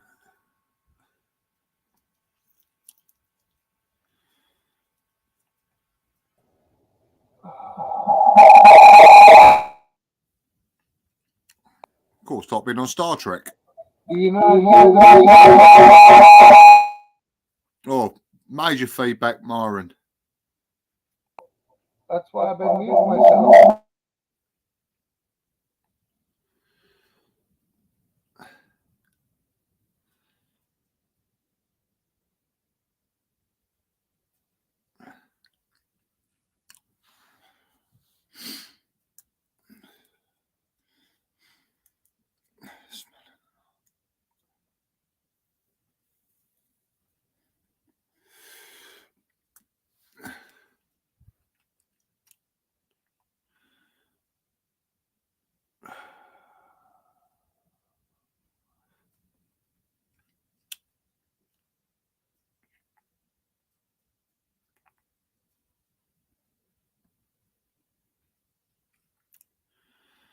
You're still muted this end, Myron, according to my screen. It's showing you as muted. Where'd the other Myron go? Jason, good evening. Glenn? You all right? Yeah, I wanted to come in and say, Glenn, Myron. Yeah, it was like Myron. I've seen two of them. He.com. Looks like I got Audio issues. You'll figure it out. He's got audio issues. You'll figure it out. Well, Jason, I got my live feed up and sorted. Good. And I put a test run on tonight, and it worked. The people come on the panel, on my panel. Awesome. So, yeah, and I've worked it out now. I've actually pinned the link onto my YouTube page. Yeah. So, obviously, at some stage, if you see me go live, you're more than welcome to dive in because it's working now. I'm pretty sure I'm subbed to you. Type in chat just to make sure on the YouTube here. Pretty sure I am, but it's been a while. I'll type something in. Yep. Just say hello or anything. Hi, Susie. A few issues with sound. Yeah, I'll type in on YouTube chat. So go to channel. Subscribe. Yep. I'm sure you have subscribed to me. Yeah. Just had to make sure though. That's okay.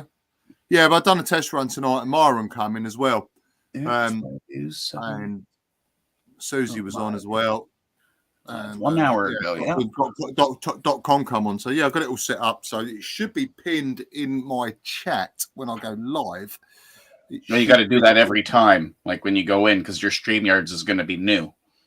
Yeah. Okay. So you just in your StreamYards, just like right here, you copy the StreamYard NMM blah blah blah blah, and then go back to your YouTube and paste it. Oh yeah, that's where I was going wrong. I was missing it up on the. Yeah, it's the URL at the top. Yeah, that's where I missed the URL off. That's where I was going wrong.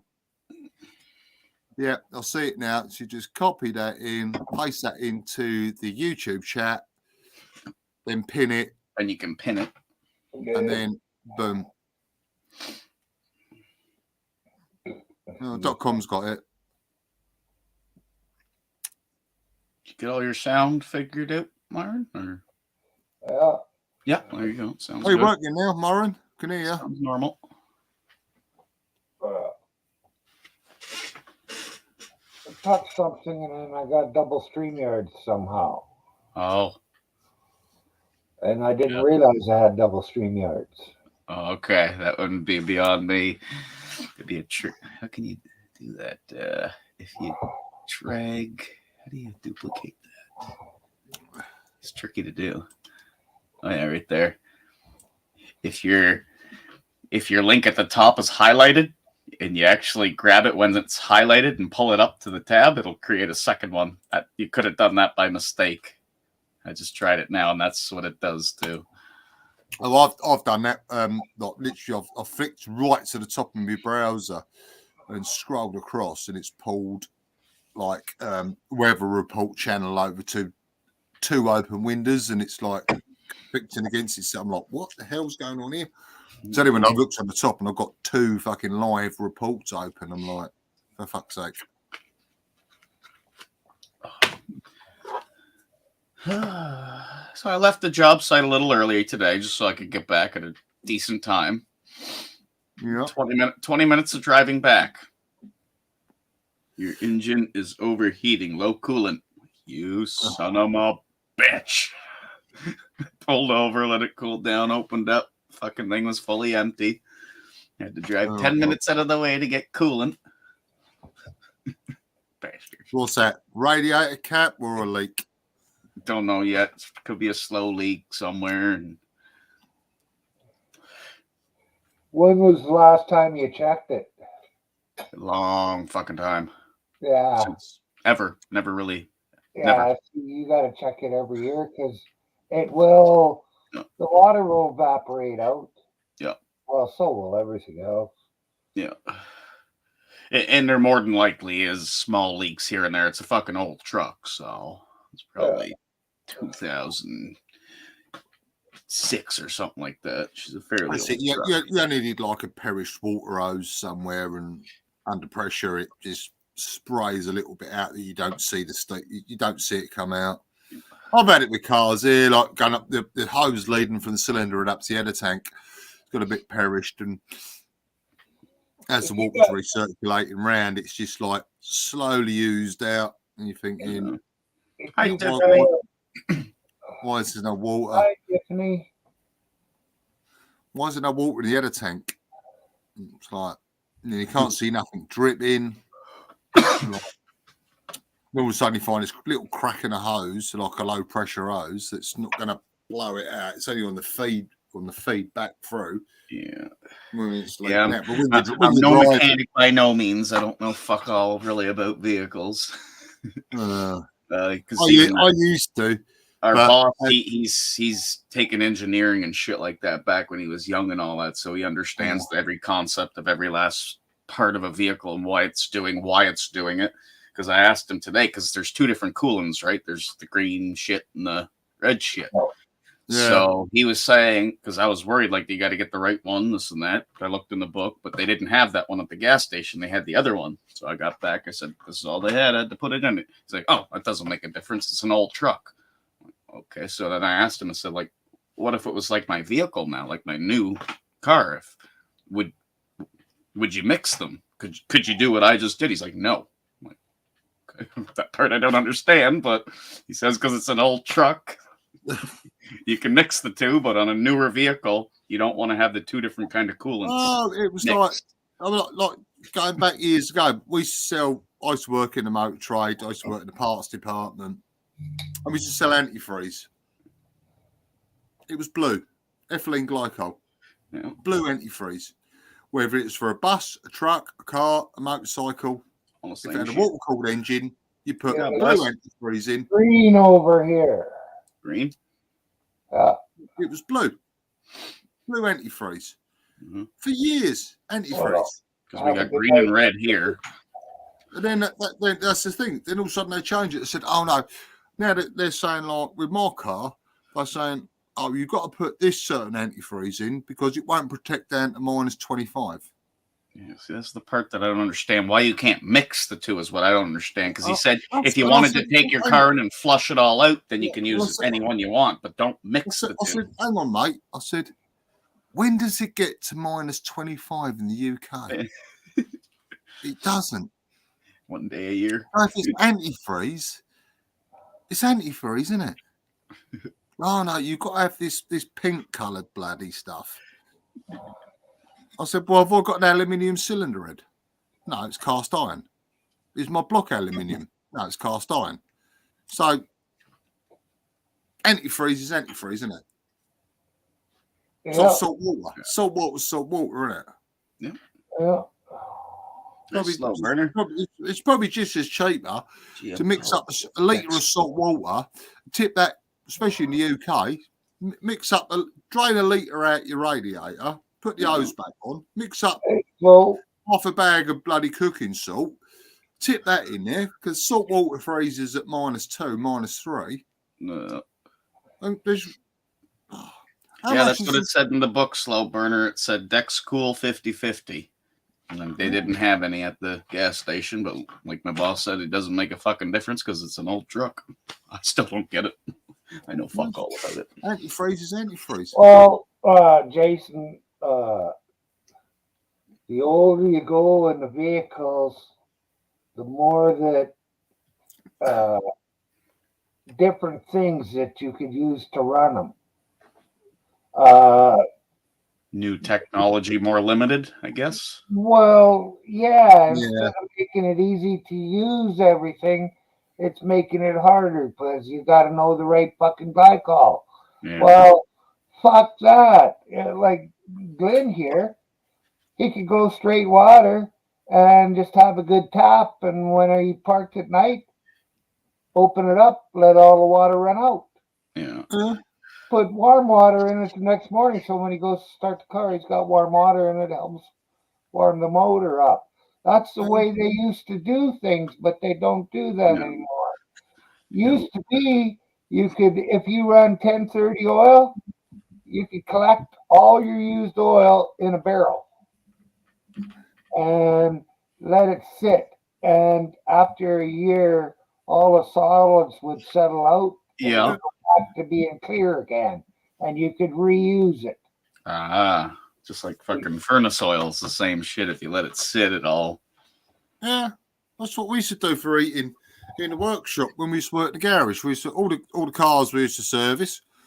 We should obviously take the sun plug out, drain the oil. We used to put it in a big 1100 litre tank. It used to sit there, and then we used to chuck in red diesel into it, and then take it out, put it through, just filter it out into 25 litre drums, and then the old workshop oil burner that used to heat the workshop up, just tip it in there. It had gear oil, engine oil, transmission oil, bloody petrol, diesel, you name it. It was all there mixed up. And we used to go down the boatyard, and then we used to get 45-gallon barrels of red diesel because there's, well, it used to be low tax on it in the UK because it's for industrial use. And then we used to get that, mix it all up together, fill the old supply tank up with a filter on the bottom of it, and that used to feed the heating system, which had like a jet engine, had a constant spark. Yeah. So I had a compressor that used to mix air in with it and pump it into like a jet engine, really.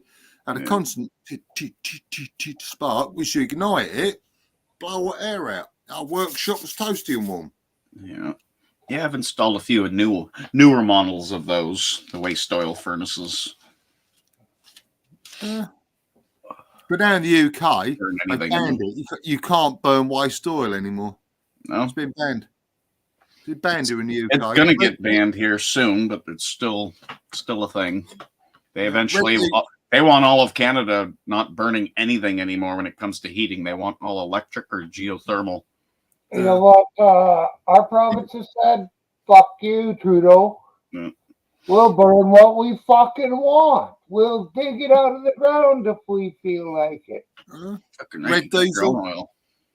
We used to have this thing called red diesel. You had your white diesel, like you get there, we get here. You run your cars on white diesel, but industrial diesel used to have a red dye put in it, and it was about a third of the cost of what the white diesel was for road vehicles. So red diesel was basically for off-road vehicles like tractors, plant equipment, anything like that, because it had no tax on it.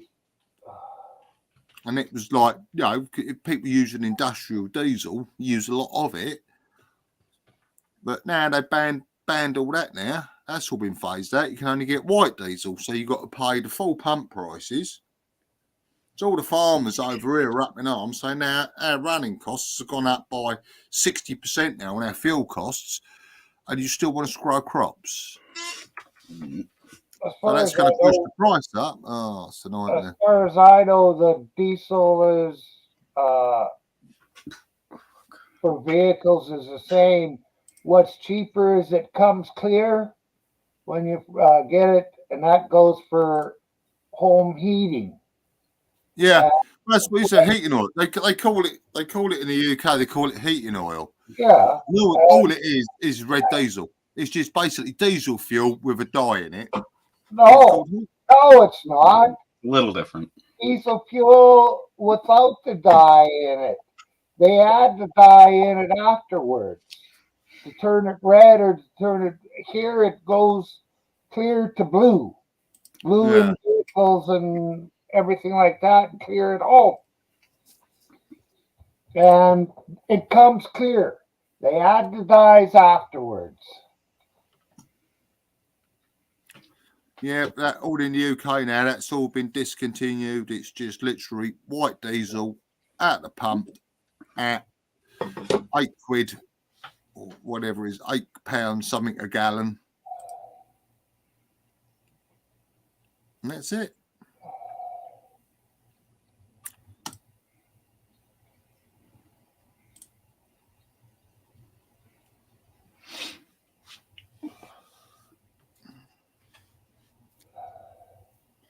Need a haircut.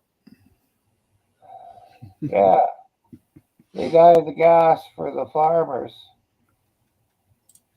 Yeah, that's right, Susie. Yeah, they said diet for the farmers here. Anything for the farmers, anything used off of the public highway. They said dye the diesel, and you could. When I worked on a farm, we used to get delivered in bulk. You know, we get like 6,000 litres delivered at a time. And that was basically to run the tractors, anything off road. Yeah, used to run on that. And it was about 6-9 pence a litre. The farmers here is blue. They dye gas for the farmers. The farmers use gas, they dye it blue. Yeah, they dye it red in the UK, in England, but in the Republic of Ireland, which is outside of the UK, you've got England, Scotland, Wales, Northern Ireland. Then you've got the Republic of Ireland, which is a separate state. They dye it green there. The diesels dye green. But in Ireland, they got a lot of not so much problems. It's like people from Northern Ireland. They will buy the diesel off the farmers in the Republic of Ireland, then smuggle it across the border to use in their cars and taxis and trucks, because in the Republic of Ireland there's no tax on it, whereas in Northern Ireland it's taxed by the British government. So there's loads of stuff with like smuggling diesel. Hi, over Susie. I'm good. Hi, Shirtless. How you doing? How you doing, Todd? Hello.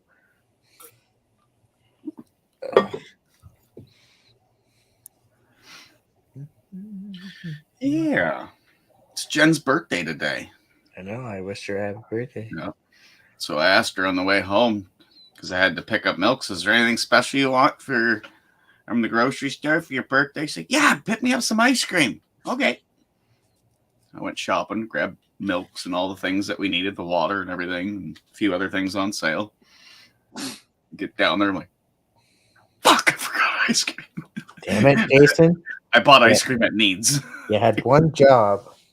But I still got it. I just had to pay more for it because I forgot. I got it at your local convenience store. Fuck. No, that's what I do. I do it every time I go shopping. I know exactly what I want to buy. I'll get to the store. I'll get in there. It's packed. People are standing there on their mobile phones in the middle of the aisle. And you're thinking, like, out my way. Out my way. Eventually get your shopping. I'll get back home. Like a 9-mile drive. I'll get back home, unpack it, and I go, I've forgotten that. I'm just like, yeah. I'll let her know what's truth for you. She's still at work. She wants to walk home tonight with Jordan. It's a nice night out. Damn, Tiffany, pizza. Homemade or boxed? I love you, Supreme Leader. I'm re-electing you, man. You got my vote again. It's a city in Saskatchewan there. What's truth?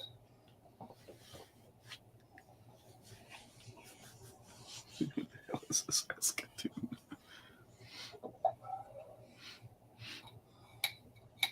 Do you know what a Saskatoon loop is?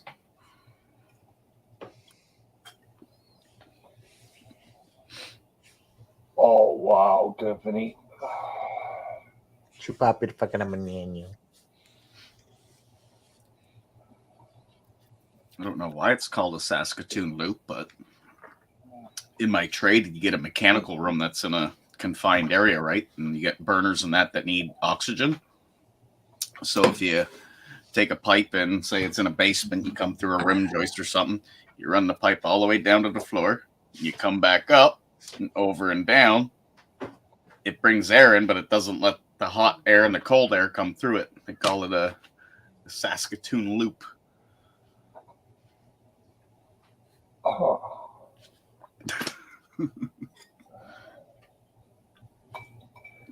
Oh, fuck.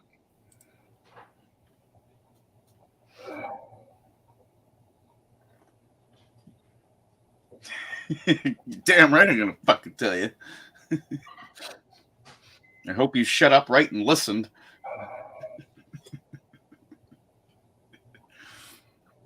Yeah, I think what's truth's a little upset with me, Myron. I told him yesterday, me and PDF are becoming friends again, you know. He kind of got a little upset now. He's always harassing me now.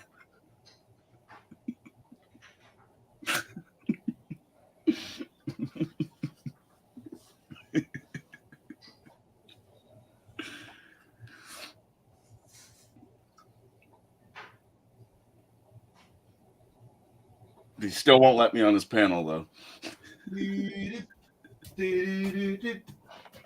Damn, Susie.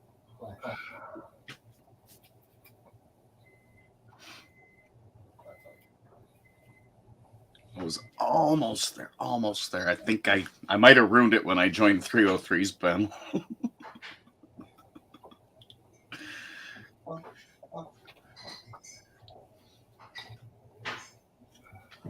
It's a plumbing trap.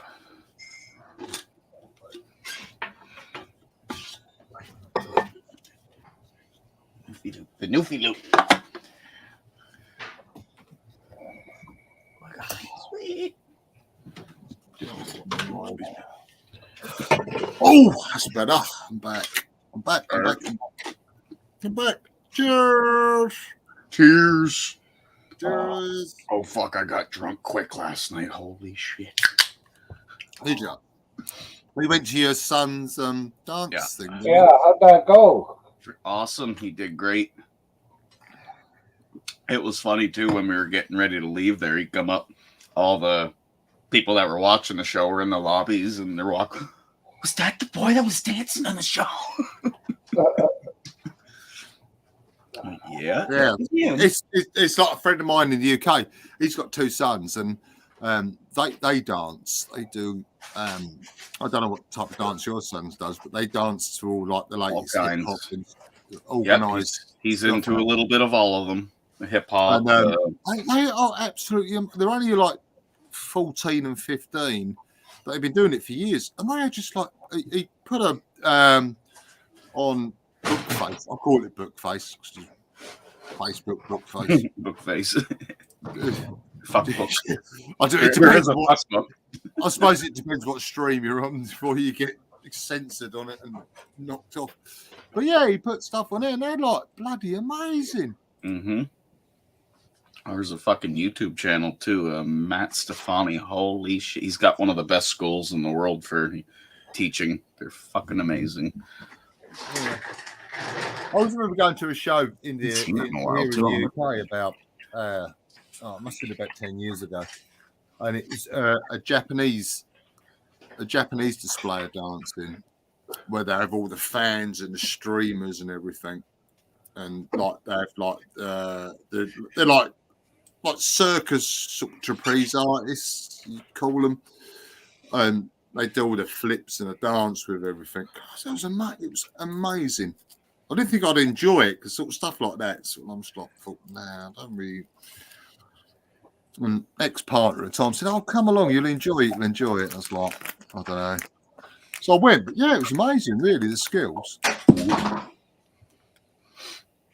If you're actually interested in watching really good skills like that, I just put that link to that channel in the. Yeah.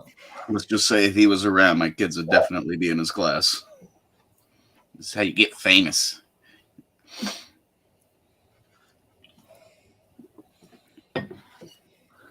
Yeah, that's how you get famous these days. There's a ton of new ones. Oh shit, I haven't been on his channel in a while.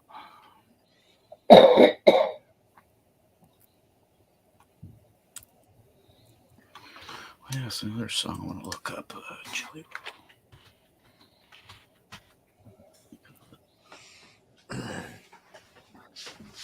What truth? You can earn $13,000 a year selling your poop. Bloody hell. Might have to look into that.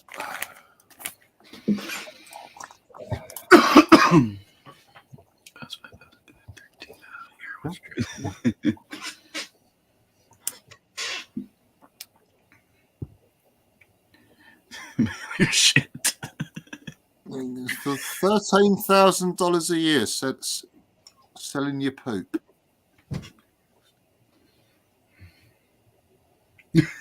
I'm an expert at playing the naked oboe. Ask you, Jeremy.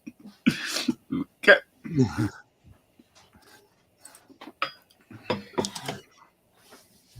Susie, buy the pig and a poke, if you ask me.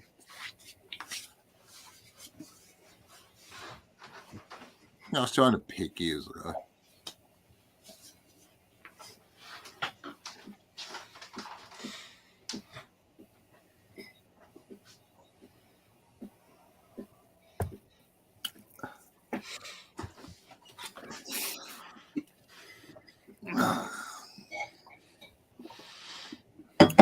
$13,000 a year selling your poop.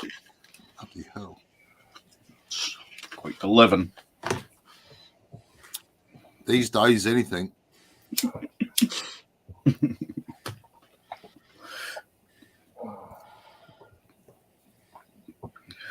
Hey, Todd, what's a gram of poop going for in your local area?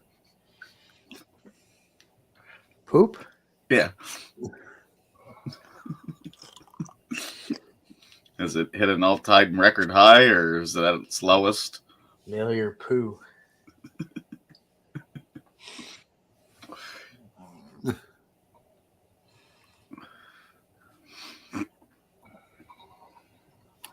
Selling poo. I know you can go down the stables and you can buy all shit. That's a bunch of horse shit. That's it. You go down the stables and they sell it. Well, they don't even sell it. They just pick it up. Down my local stables, they have bags of old shit. They said, as long as you bring the bags back, you can take it away. So maybe I'll. But that's not really. It is good, but it's not the best. That shit has to be thrown in a pile and composted. Yeah, it's got to rot down. Yeah. Yeah, once it's all black, then it'll be really great. What's truth? Join the panel. We're talking on your subject level right now. Yeah, come on, what's truth? Get on the panel. Come on. Come tell us your expertise on poo.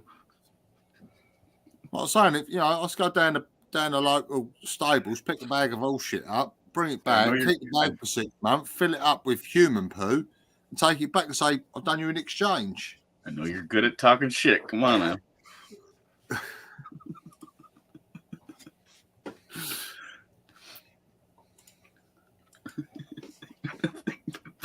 I know nothing about it. Come on, get on the panel, what's truth? Come on. How many kids you got?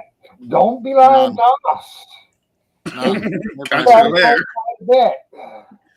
Never had any kids, Myron. Didn't have any children.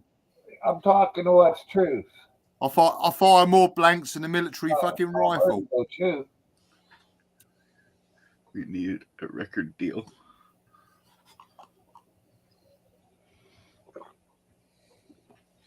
Geez, it might take me a while to fill a bucket up. I'll have to find, now I can get live on here. I'll have to find the video of it's in the UK. It's about 5-6 years ago. There was a local farmer, and the local council would come down on him with like council tax, business rights, this and that, and really pissed him off. So what he done, he drove his muck spreader and tractor into the local town, to the local council offices. You might call them local government offices, but we have like local council offices. Oh shit! And I'm out of here. What's truth? He's here. What's up, bro? And he drove his muck spreader down, parked in front, put all his flags out, made a right down in the basement, Myron. There's a video for you, but my friend. And then he sprayed all the cattle shit straight up the front of the government building. Jason poo. Jason poop. I love it. Jason poo. So you are a poop expert. That's all I know about poop, dude. That's it, man.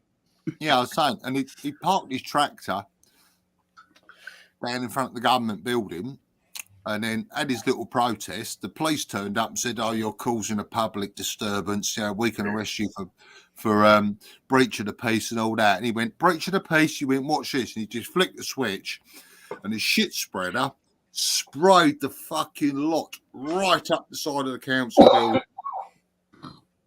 It was so hilarious to watch. Yeah, they spray pretty good, those. They spray good. You think they spray good in the field? When you get it in an enclosed square with buildings around it, I was painting my house today. I mean, probably manure that's been rotting for like a good year. Yeah. So it stank to high heaven, and he sprayed it right up the front of this building, and it was just like all the locals were like, "Yeah, yeah, you got it, Todd, you got it." It was so funny to watch. Probably still on YouTube somewhere. I painted all day, Jason. You painted all day. This front of this building. My own place. Wherever I could paint and what I thought needed touched up, I went everywhere. You just painted, eh? Yeah. Just in a fucking painting mood. Yeah, I was in a paint mood. Yeah, you got to be in a mood to paint. Yeah. Todd, are you any good at spray painting with a can? I'm better with a brush. Like at a close distance, do you think you could get someone's face pretty good? I could get someone's face pretty good, yeah.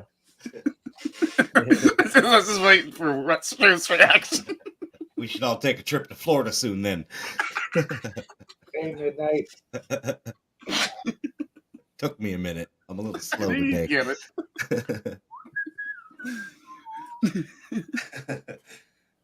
I discovered something fascinating about this microphone, Jason. Mm-hmm. Right now, I can hear myself beautifully throughout my speakers with no audio device. You can just go into the microphone settings and just click listen to this device. Yeah. And it actually sounds really good. And the best part of it, I'll let you know, because you probably wouldn't know until now. It's not echoing. Yeah. You would assume, like, because sometimes you turn shit like that on, it'll pick it up in the microphone, but no, it's working good. No, it sounds good over here. That's coming away from one side. Slows That's driving coming from one side of the pond to the other. And live, it's fantastic. I'll supply the spray paint cans. Slow's gonna drive us. I guess we're taking a trip to Florida. Chupapi? Make sure you pack. Florida, I've been there for years. I got lots of shirts. Lots of shirts. What's truth? What's Florida like these days? I've been there since last time I was in Florida was 1993, I think. Why are you asking what's truth? He don't live there. Yeah, he's Canadian. How do you know? Someone said Florida. I thought we were in Florida. Well, Maybe I live right down the road. Maybe this whole time I've been lying. Maybe, baby. I have no idea, Glenn. I don't know what Florida's like. Never been there before. Byron's right. Oh, I've only been there once. But I think it's 93 I went there. It was all right then. I enjoyed it. Now, here's some towns can be pretty bad. Like, I know this guy that lives in a small town in Florida, and nobody likes, like, he cannot even allowed to go in the stores and stuff. They just don't like him. Oh, we got told when we landed. I remember landing at Miami International Airport. Once I got through the airport and picked the R car up, they said they give us a map and said this is obviously where your hotel is. This is where you got to go. Even I got fucking lost. And eventually found a hotel. Next morning, I remember going down to reception and saying, like, we want to go out for the day. Got the R car, so we need to go out for the day. And they said, whatever you do not go to this area. And it was like grey. The map of where that part. I bet you it was probably Mayo. Yes, it was Mayo, Florida. True story. I called around all the grocery stores because I heard the cats were hungry and I was trying to get some delivery for cat food. They wouldn't even deliver cat food to the house, dude. Shit. Yeah. Wow. And they just said, basically, in the hotel, they said, do not go there. It is a no-go area. It's bad. And I was like a North Miami Beach, like with all the hotels and the restaurants and stuff like that. And I said, that's only like 2 miles inland. They said, no, you do not go there. If you go there, you probably won't come out alive. And I was like, it's that bad. And they went, yep, it's that bad. Well, it's like, I was like, I'm here on holiday. I'm being told not to drive there. And they said, do not, if you go north, keep on the 95, keep on the 95 until you find this interchange. Do not come off Interstate 95 because that will take you into this area. Right. And they said, they will fucking shoot you dead, then rob you. I was like, okay. Fuck. It was pretty scary, really, but luckily I didn't wander into there. So, but I had a good time in Florida. I quite enjoyed it. It's not freaking Oracle. See you in a minute. Should I roll a joint or what? I suppose I'll roll a joint. I'll call you freaky. My wife's out there making beautiful pizza. Can't wait. King Billy. You tracking them lobsters? Are you tracking those lobsters, Jason? No, I haven't. I said that earlier. I want to track them. Yeah, track them, man. See if they're still alive. Because I knew it was a little over a week. So. I packed them in some ice packs, so they should be good. Good. Yeah. Oh, fresh lobster. Yes. Oh, love it. Me too. A lot of people around don't like them, but I love lobster, mate. Crab, mate. Well, can be a lot to chew on sometimes, I suppose.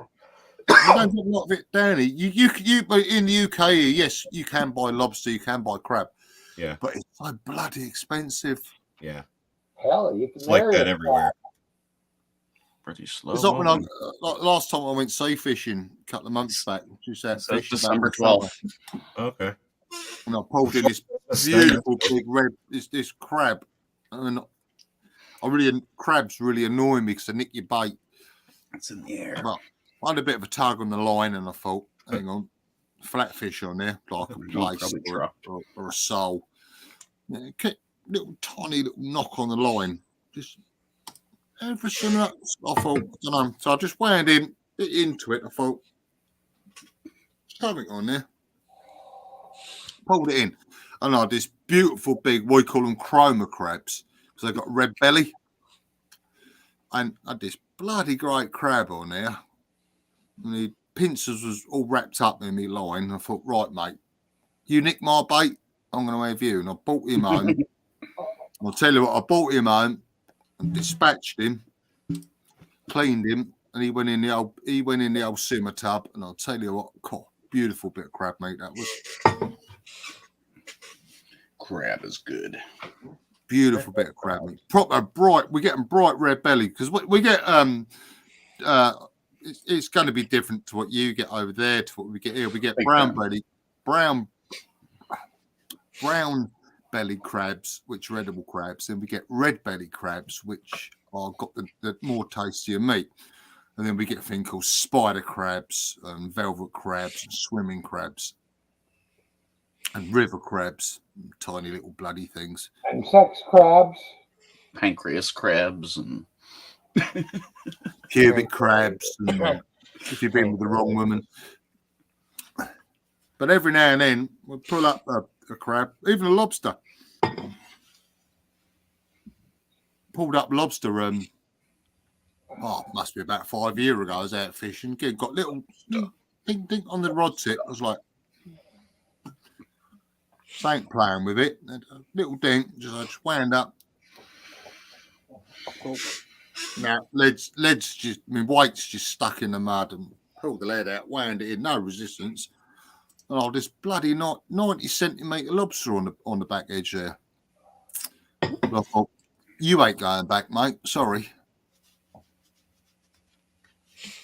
And if it was a female with eggs, I'd have put it back in the sea, but it was a male. So, those are the best ones to eat. I'm back. Females. I love snow crab. That's my favorite.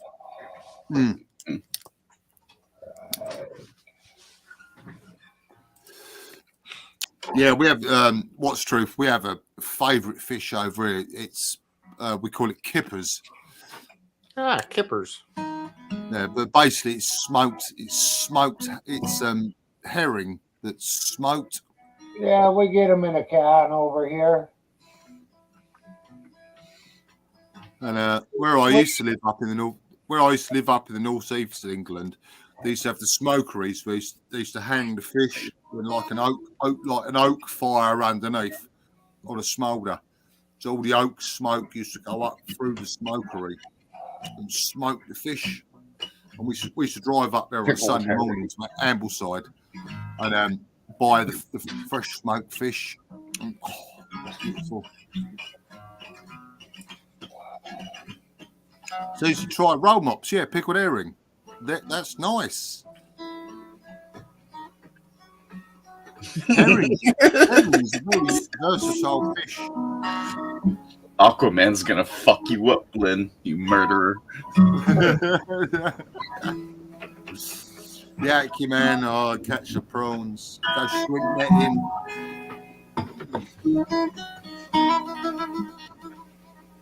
Cook. Catch and cook on the beach in the summer, especially where I am. The tide goes out really low, so you can just literally get like a shove net, and you can just literally go through the low water mark and just scoop. You get all the shrimps, jump into the net, and God, they're like beautiful. Catch and cook on the beach. Did you ever have a gator sandwich, Glenn? alligator sandwich. I've eaten alligator when I was in Florida. So I went to a seafood restaurant and they had alligator on the menu, and I was like, alligator. How was it? I was like, I don't know about that. And this waiter, he said, it's really nice. He said it's absolutely tasty. So I said, right, I'm here. I'm on holiday. I'll try it. I'd try it. So I had these like alligator steak come out. Oh man. Lemon juice, black pepper. Yummy. Something about that sounds so good, man. I don't know. Alligator. I'm gonna eat an alligator. And I'll tell you what, it was beautiful. That was absolutely fantastic meat. It was like it had that nice consistency of fish that I like, that you've got to chew on to get the flavour out rather than it melt in your mouth. You've got to chew on it and get the flavour, and it was like, that was nice. But the following day, we went down the Everglades National Park, and I can never look an alligator in the face again because I think I'll just eat your mate last night. And it's sitting there hissing at me, going like, I was like, yeah, sorry, I ate your mate last night. But anyway, you look very nice. Pretty alligator. Tap, tap. Pretty alligator.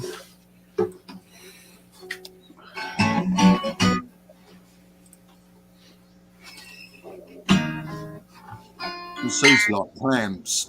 So you're saying you think bratwurst is the worst, eh, Susie? Well, coming from the one that puts Saskatoons in her, what were they making earlier? Yeah, Loops. Cinnamon bun. Saskatoon loops. What about deep fried haggis? She still hasn't told me what a Saskatoon is. Haggis, a Scottish dish, haggis. It's a smaller blueberry. Haggis. Oh, okay. They're related to same branch, Okay. and they grow wild up here. Crazy, I've never heard of them before. Wow. Oh, Zeus, yeah, Zeus. If you can get fresh bass, that is the most beautiful fish to eat. I'll sometimes catch them down here in the summer, and we get them big enough. As long as they're keepers, as long as they're a nice price to keep, just get it home and just basically do 2 fillets, literally behind the head, knife 45 degrees, slice, turn the fish over, behind the gill, behind the head, slice, turn the knife over 45 degrees, down the backbone, get 2 nice bass fillets in a roasting tin, lemon juice, black pepper, a little bit of sea salt, tin foil over, in the oven, bake it for about 40 minutes, and then out the oven on a bed of salad in the summer, sitting outside to eat. Well, made me hungry. Gotta go. And it's just absolutely beautiful.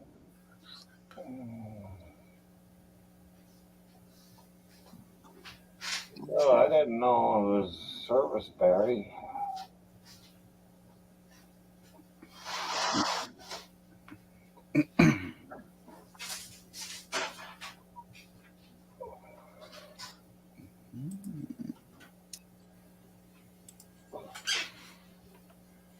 Yeah, Zeus, yeah, local sea bass off local fishermen. If you can get it straight off a boat and they clean it and fillet it for you, you can just buy them straight off the boat before it goes to the fishmongers.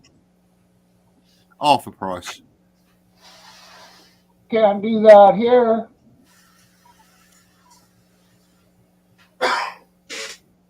Well, we got Queenborough Port about 8 miles from me. Where it's the fishing port, small fishing port. Yeah, it's more like about maybe 800 miles to the. Maybe not that far. 600 miles maybe to the ocean. Oh, yeah, I got it on my doorstep. Well, fuck, you're such a small island. No matter where you go, you find ocean. I live in even a small. The UK is a small island. You want to Google where I live? I think that we can fit all of the UK in just about the smallest island on the east coast we have. Yeah, Google the Isle of Sheppey. Isle of Sheppey. Isle of Sheppey. Isle, as spelled in ISLE of. And Sheppey, I spell Sheppey because if you get the spelling wrong, it'll take you probably to somewhere in the Ukraine or somewhere like that. Sheppey, SHEPPEY. Perch is pretty good too, Susie. That's barely an island. Lingcod. Oh, lake trout. Those are pretty good. Mm-hmm. Go catch a 3 or a 4 pounder and gut it and stuff it with some vegetables and some butter and lemons and wrap her in tinfoil and throw her in the fire. Yeah, that's why they cook fish. So I always cook my fish on the barbecue. I always season it up, like you say, butter inside it, some lemon, sliced lemon, some onion, wrap it in foil, stick it on the barbecue, shut the lid down, low heat, let it just sizzle through. You can smell it coming out the barbecue. Lift it Well, up. here, when I go out like that, we usually have a real fire to cook off of. Yeah. If I'm out fishing, there's real fires a lot of times. Some years, no, but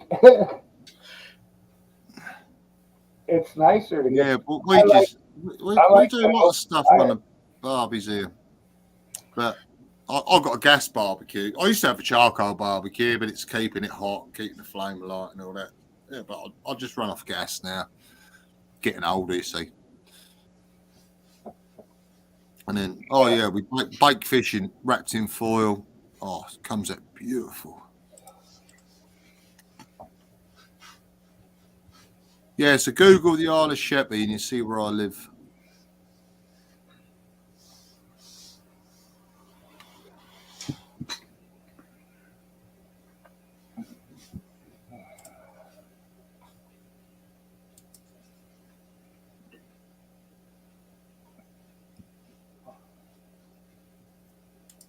The Isle of Sheppey. Used to be 2 islands, actually. It used to be the Isle of Sheppey and the Isle of Harty. It was split through the southwest side of the island. But with the rise in sea levels over the years, the channels silted up and it joined the island together. Even though you can't get down on the Isle of Harty because it's just all marsh and bog. And every high tide, the sea comes in and floods it. But we all live round the outer edge of the island.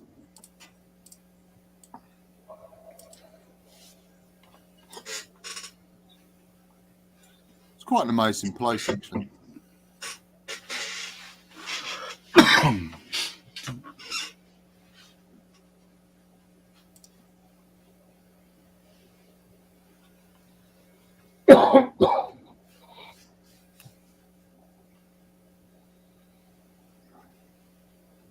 Well, Susie, they're saying here in the next 20 years, a lot more of where I live will be underwater.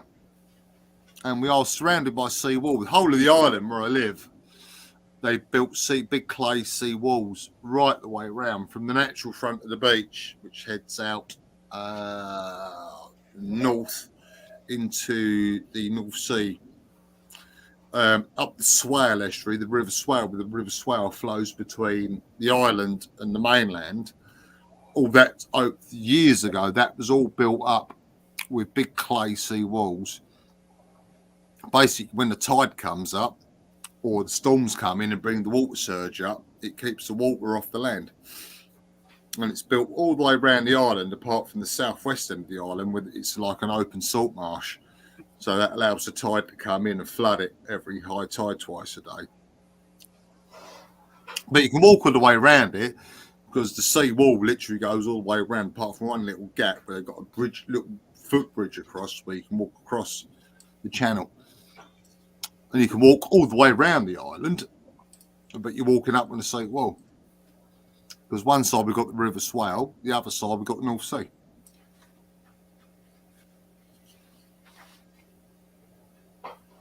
Yeah, you're right, Susan. We've got lots of silt because we've got two rivers that flow into the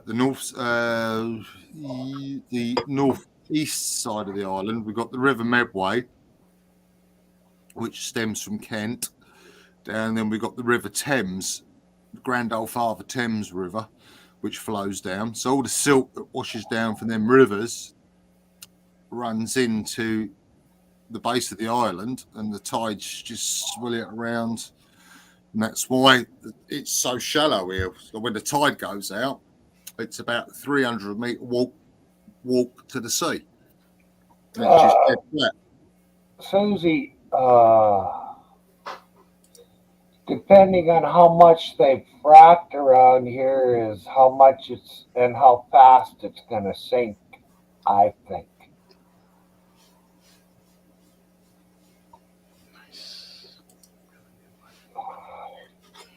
Yeah, they've been last year, or this summer and last summer, especially down this end of the island, they've been reinforcing all the sea walls. They've had absolutely truckloads of rock being driven down and chucked over into the sea, basically to stop the erosion, the coastal erosion. Because where you come out, where I live, when you walk to the beach, turn left on the beach, walk 5 minutes, and you get to Warden Bay. You can see the cliff, what used to be there, and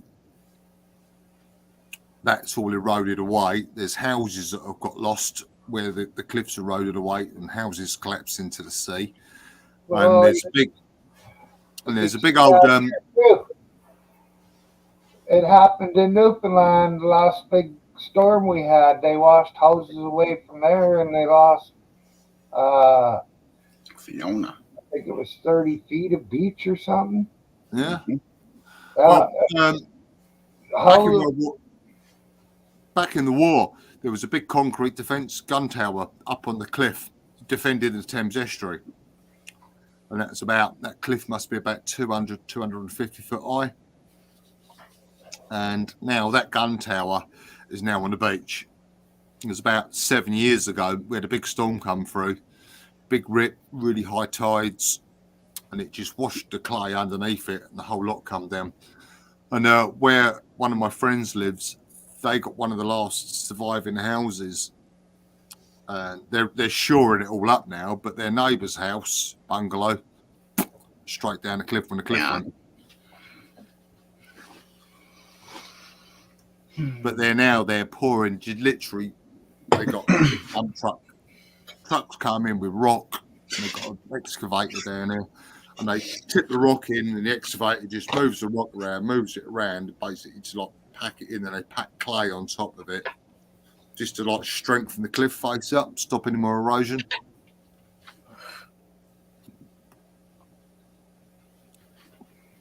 But if the sea levels do rise in the next 20 to 30 years, I don't know.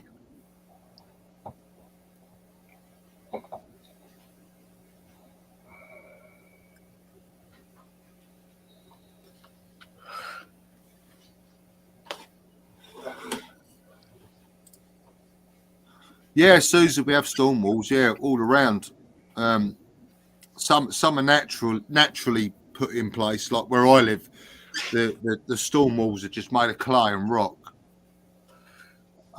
just packed in clay and rock, which does keep the sea back. But when you move it down further down towards Sheerness, walk about 3 miles from where I am, they've actually put in solid concrete structures, and quite high ones as well, to actually stop the sea coming over, because it flooded a few years back. So, well, quite a few years back, but they put in massive concrete, tons of concrete in there to make sea walls. And the same is when you go across the Thames estuary, when you get into Essex, where you go like Canvey Island and that, again, that's very low lying. And they've done the same there. They built up the seawall all the way around, because back in the 60s, it was a bit of a disaster. 50 odd people lost their lives when it flooded in a big storm surge coming, and it flooded Canvey Island. And it's just across the Thames estuary. So yeah, we're quite low lying and quite liable to flooding. But like I said, they have put stuff in position over the years, and they're still doing it. But the more they put in, as they put stuff in one place, it's dissolving the cliff from another place.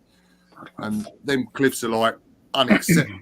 You can't get to them to put the storm defences in until the cliffs collapsed and you've got access and they can tip the rock in there. Just basically stop the waves from the sea coming in and eroding anymore. So, there you go.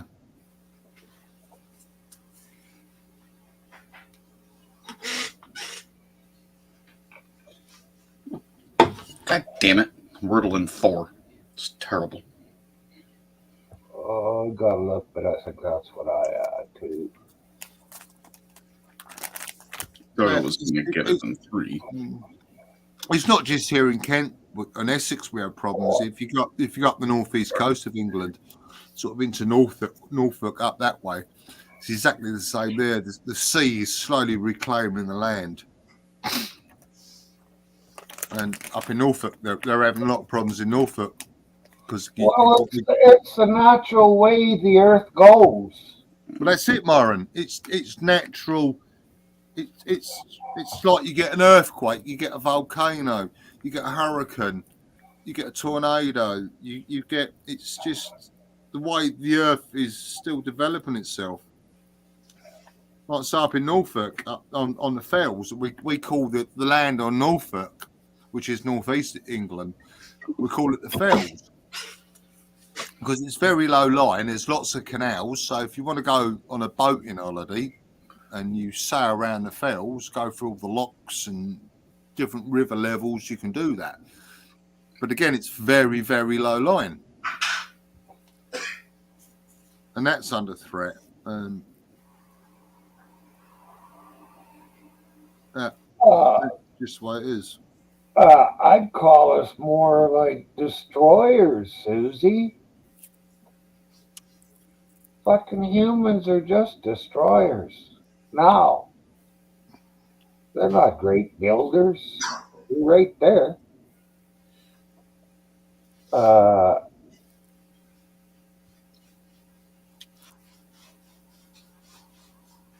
Anything that is usable, safe, humans will take it and fuck with it until it's not usable and safe. Yeah, you're right, Maury. Built the Great Pyramids, but that was a long fucking time ago. We haven't built much since. And not only the Great Pyramids, but all the temples in South America, which match up with the pyramids over in Egypt. They're built the same way. They're built. Their north and south is right on the north and south. Yeah, it's like you look at ancient times what they built. It's like in the UK here. We got a place called Stonehenge. I don't know if you've heard of it. Yes, it's a few rocks out in the ground. Yeah, just a few rocks. But how they got them there, how they got them up on and supported them without, I mean, nowadays you'd have a big hydraulic crane that lift it in position, blah, blah, blah. How they got them stones to there on Salisbury Plain, which there's nothing on Salisbury Plain, there's no rocks, it's just flat land. And they got all that heavy stone, and you're not talking little bits. I mean, some of them stones, they're like 4 or 5 tons. And they got them elevated up. And it stood there all these thousands of years. Thousands of years that stood there, Stonehenge. It's like when I drive down to Devon, if I go on holiday or a weekend away down to Exeter, like the southwest of the UK. I got to drive past it on the A303 road. And there it is. It's just on your right-hand side. And it's just this. It's there. And you shouldn't really take your eyes off the road when you're driving, but it's there. And you just keep flicking your eyes right. And then when you're driving home, you keep flicking your eyes left because it's just there. And it's just like in the middle of nowhere, this circle of stones, raised stones. And just like, the engineer would get that there.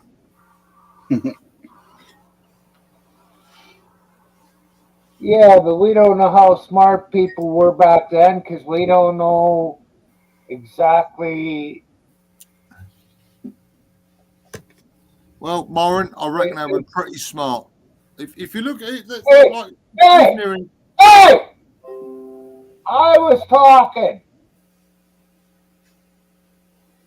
Gee. Sorry, I apologise. Okay. I'll let it go, but now I can't remember what I was going to say.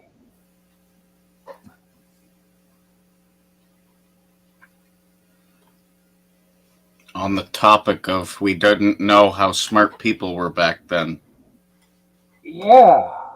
And how is it that the people in South America, the Mayans and I think it was the Aztecs, could build the exact same way that they built the temples over in Egypt? And that was pretty close to about the same time. Mm.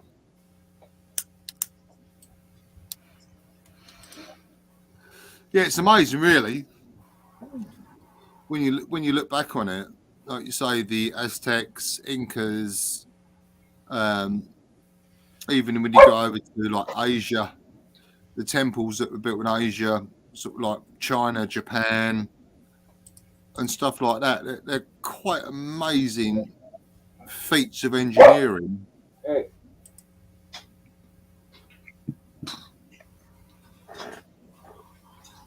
And Susie's put, Romans built sewage systems. And yes, they did, Susie. They built quite successful sewage systems.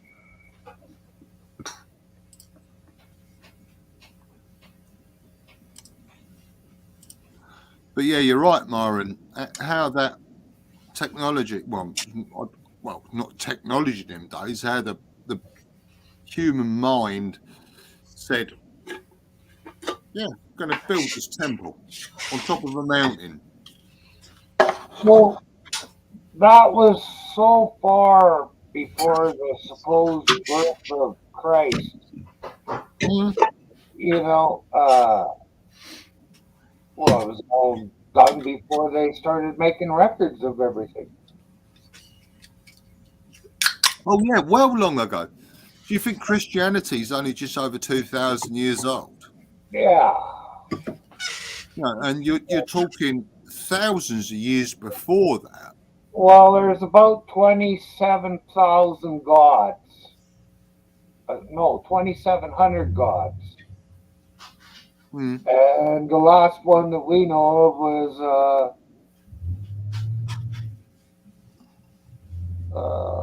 the one that made Jesus Christ. But all the gods that came before him, we never get to hear enough about. That's it, you don't. Yeah, because it's these new ones. It's just propaganda bullshit. Yeah. That's like here in the UK. I mean, before Christianity landed, before the Romans landed, everything before we was all pagan, Anglo-Saxon. There was no Jesus Christ. There was no God. There was no heaven. There was no hell. Everybody lived by the seasons, and it's and they worshipped the sun and the moon because they knew when the sun came back. And if you look at a pagan calendar or an Anglo-Saxon calendar from thousands of years back, with their festivals over the course of the year, and then put that onto a Christianity calendar, the Christian calendar coincides with every pagan and Anglo-Saxon festival. Yeah. I mean, it's like Halloween. I'll give an example. Halloween. We all celebrate it. We cut a pumpkin out. This and that. This and that. But in Anglo-Saxons and pagan times, Halloween was called All things. Samhain, which was the Feast of the Dead.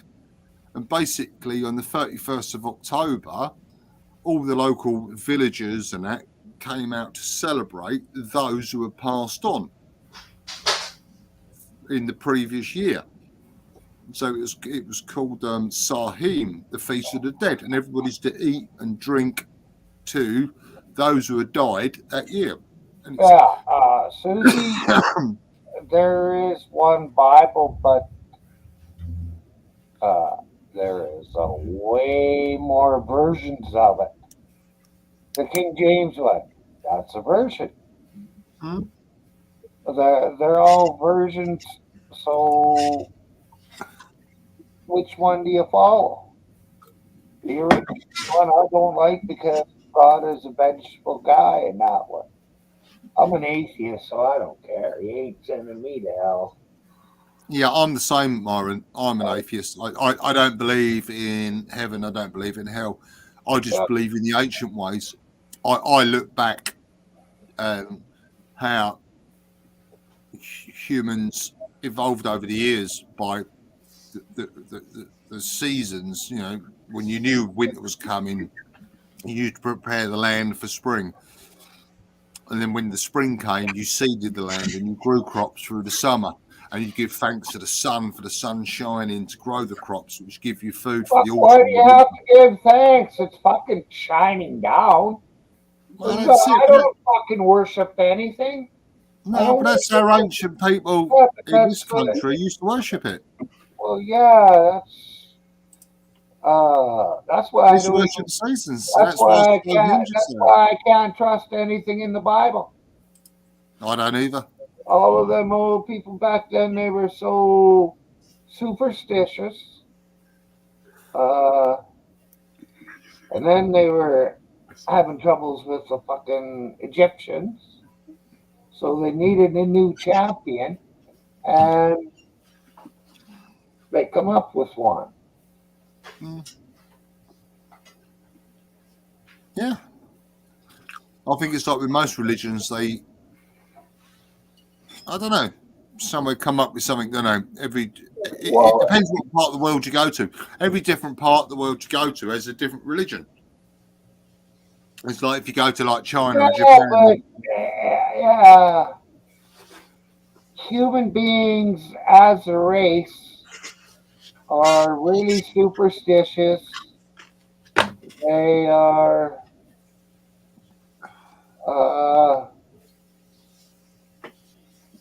I don't know. Weird. They think they have a lot more powers than they do. Yeah.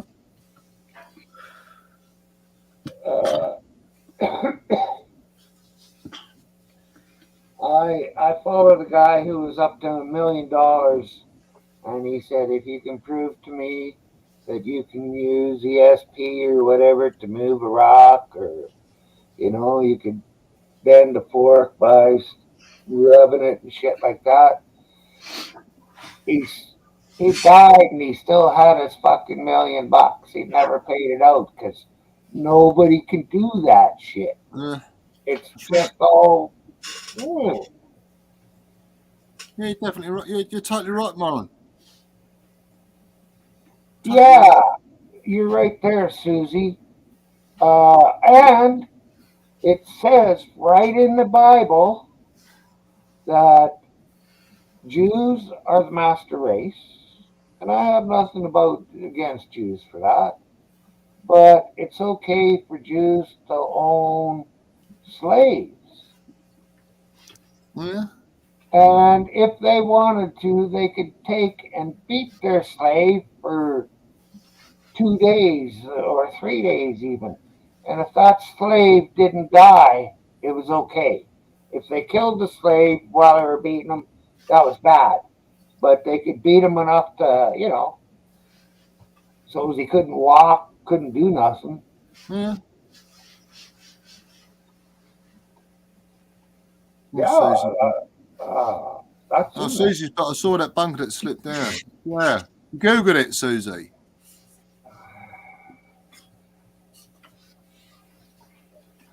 Yeah, And that bunk was right on top of the cliff. There used to be a couple of houses up there. There's a post office. And it's now all down on the beach. About 150 foot that come down that cliff that day. there. Amber!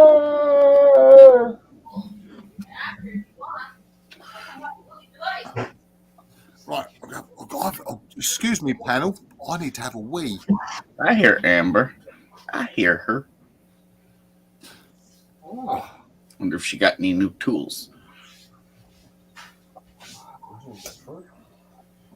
She's female, so you really can't call her a tool. No, but she's been buying lots of tools. Yeah, you said that. She's she's schooling for an electrician. Yeah.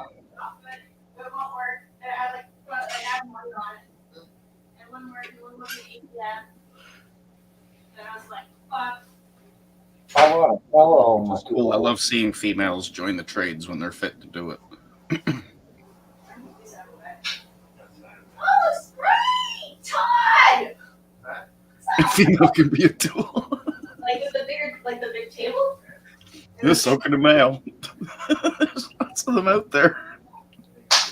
Right, Steph? Huh. You can make the steps. Like I mean, Well, like you could use her as a flashlight, I guess. bring them between you. That'll Nice. make her a tool. I'll switch pants. Oh, it's the baby here. Isn't he here? Oh, she misses her Yeah, cat. supervising. She hasn't seen her cat all day. Hi! Hey! Hey! How was your day?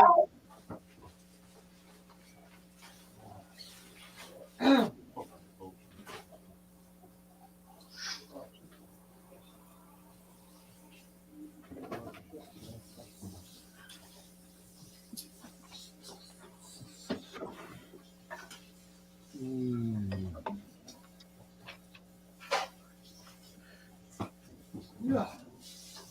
No, no. Oh, fuck. Oh, man. Oh, smell that.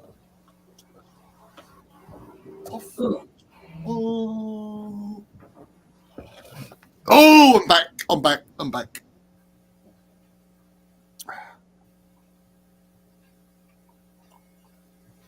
I don't hear anybody celebrating. No. Of course not. I'm the odd one out You're a tonight. prick I'm like the only that. Yeah, one I'd be from a this prick side like of the that. pond on tonight. The fuck is that? The British Ensign. It's a pillowcase. It doubles up as it.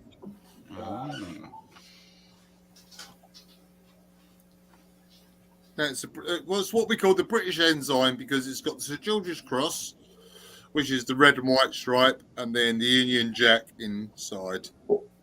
Can you drink it? Let's have a go. No. No. Hey, Melvin. What's up, Melvin? Yep. What are we doing today? Yeah, we're all right. We're good. Yeah, just saying the British Ensign. There you go. From over the pond. Here we are. There you go. That's enough of that. Throw that at one side.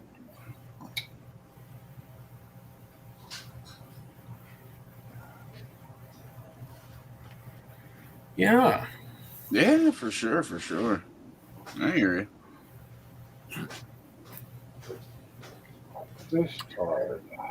Melvin, that looks like it's raining where you are. Because all the planets are aligned, I think.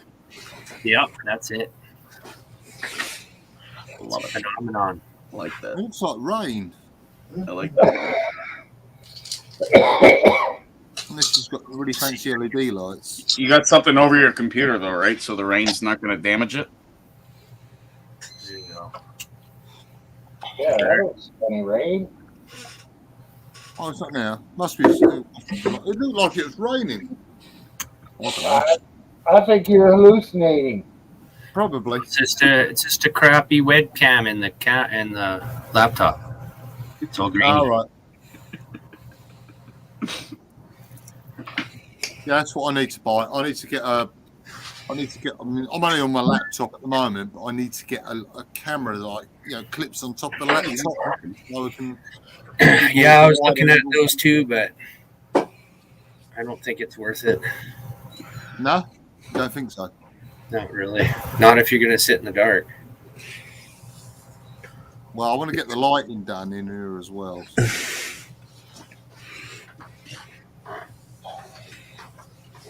I'm done. Okay. Like I said, let's draw some top. What? Let's draw some sauce. Yeah. Sauce. I did a lot of painting.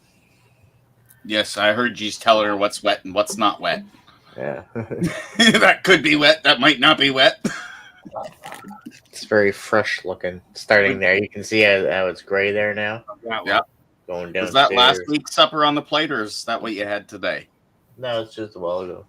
What'd you have? Leftovers from last night.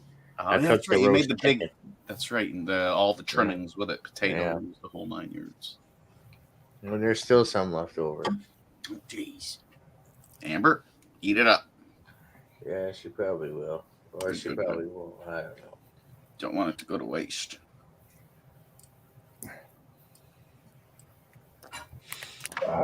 Amber don't like meat. She likes taco. Oh. Well, that's one light show there, Melvin. Never heard of a vegetarian taco. King. Always something in it. King Billy's taking extra longer for Yes, my it's what- $300. One unit. Oh, that's what you meant earlier. Okay, I get you. Yeah. I thought you played again. You were being a douche. No, now no, I get what okay. you're saying. No, I'm finally broke. I'm finally broke now until I get King Billy's money. And you figured you would have had it like today from normal Yeah. cash outs. I'm saying I didn't do any business at all on the weekend since I won it early, or since I won it like Friday night.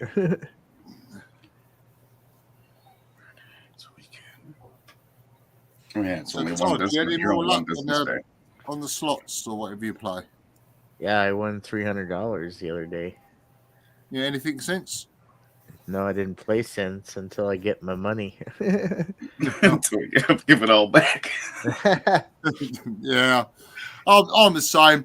I'll have a bet on the horses in the UK. I think, oh yeah, that one looks all right. 9-1. I'll have it each way. Put it in like a lucky 15. You get 2 winners and 2 places. Win like 37 quid. Think, oh, that's all right, man. 37 quid. Then a week later, yeah, nothing. I won 4 or 5 times one set of races. Guess it was just about half of them. I just watch the horses as they all are trotted in, and their parade. Yeah. And I pick out which one I thought would win there, and I was right half the time. Wait, Myron, what did you win being racist? Just fucking with you. I gotta go just fucking with you. What did he do? I said go get a beer. What did you What a win being douchebag. racist? Jason Douchenbaggins. Come on, Susie, get up on this panel. Yeah, Susie, they're all in. Hello? Bagged up properly, so Yeah, they speaking. will score for a long time.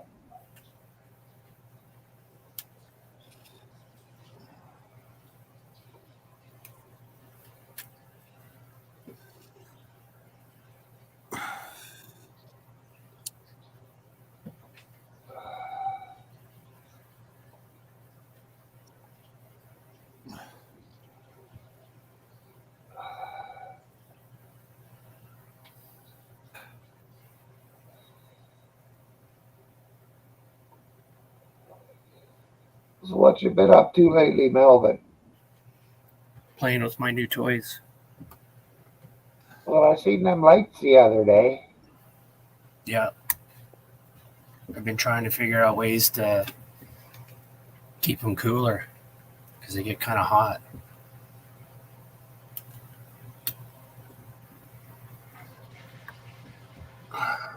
Well, as much as they say that the frickin' LEDs are cooler, they do. All of them really get hot. It's better with no light. Yeah, I was going to install some 12-volt computer fans on them. Yeah. I've already tore one apart. It's pretty simple, so. But I got this cheapy charge cable at. I don't know if glows and shit. Cool. Yeah, it was $10. It was cheap. The magnet holder's not as advertised. It doesn't hold as good as it's supposed to. So, like, say I turn it around, it flips off. Yeah. But if I get it right, it'll stay there. That's cool.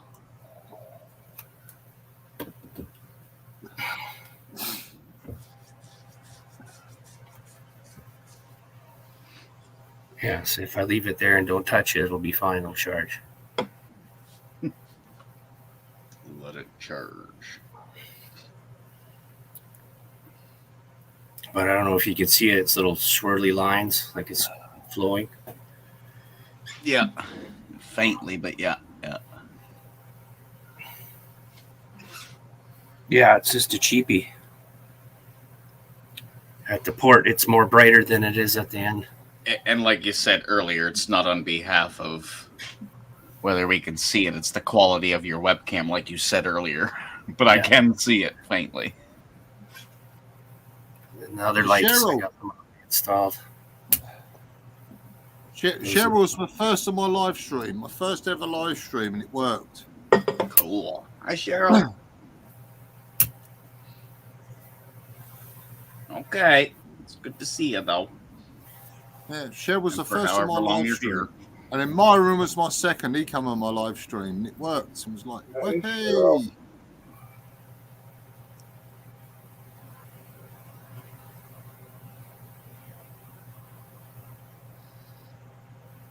Yeah, I'm hoping you got good news today, Cheryl. Yeah, I hope it all goes well for you.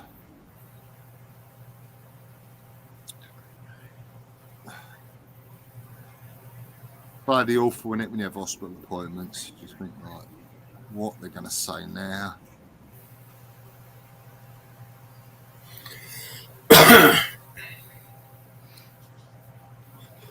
Every time my doctor phones me, I want to do a medication review. I'm just like, really? Well, what now? I mean, you've done a medication review 6 months ago, and now you want to do another one? I'm just like,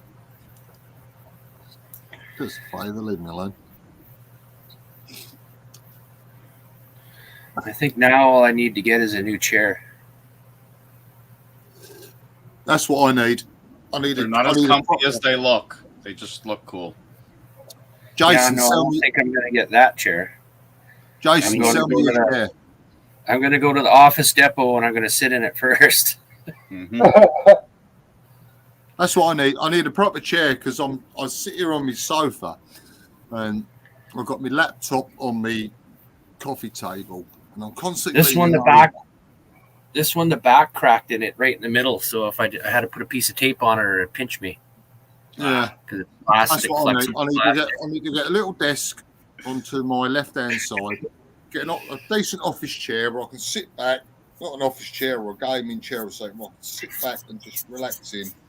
And I can sort this bloody lighting out in here, get some light, rather than sitting in darkness.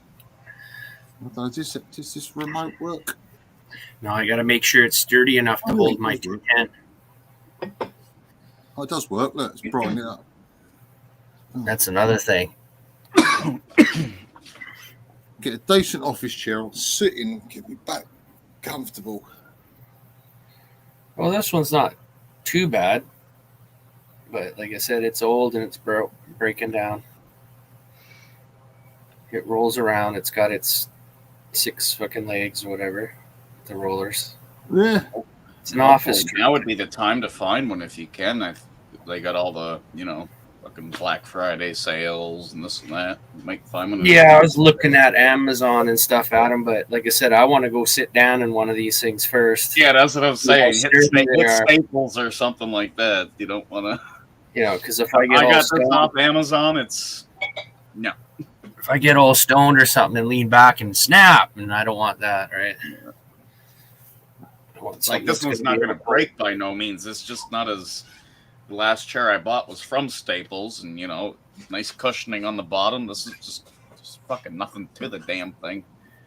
Maybe it doesn't help that I'm small. I got a bony ass. I need some more cushion on the fucking chair. Well, I was just gonna go test ride a few and see what they're like before I decide on anything. I don't want to spend fucking hundreds of dollars either. Like you get $500-600 something. You could probably go to Staples or something like that to be price. Yeah, that's what I was thinking Regular of. $220 on for $100. Yeah, that's what I was thinking of Staples.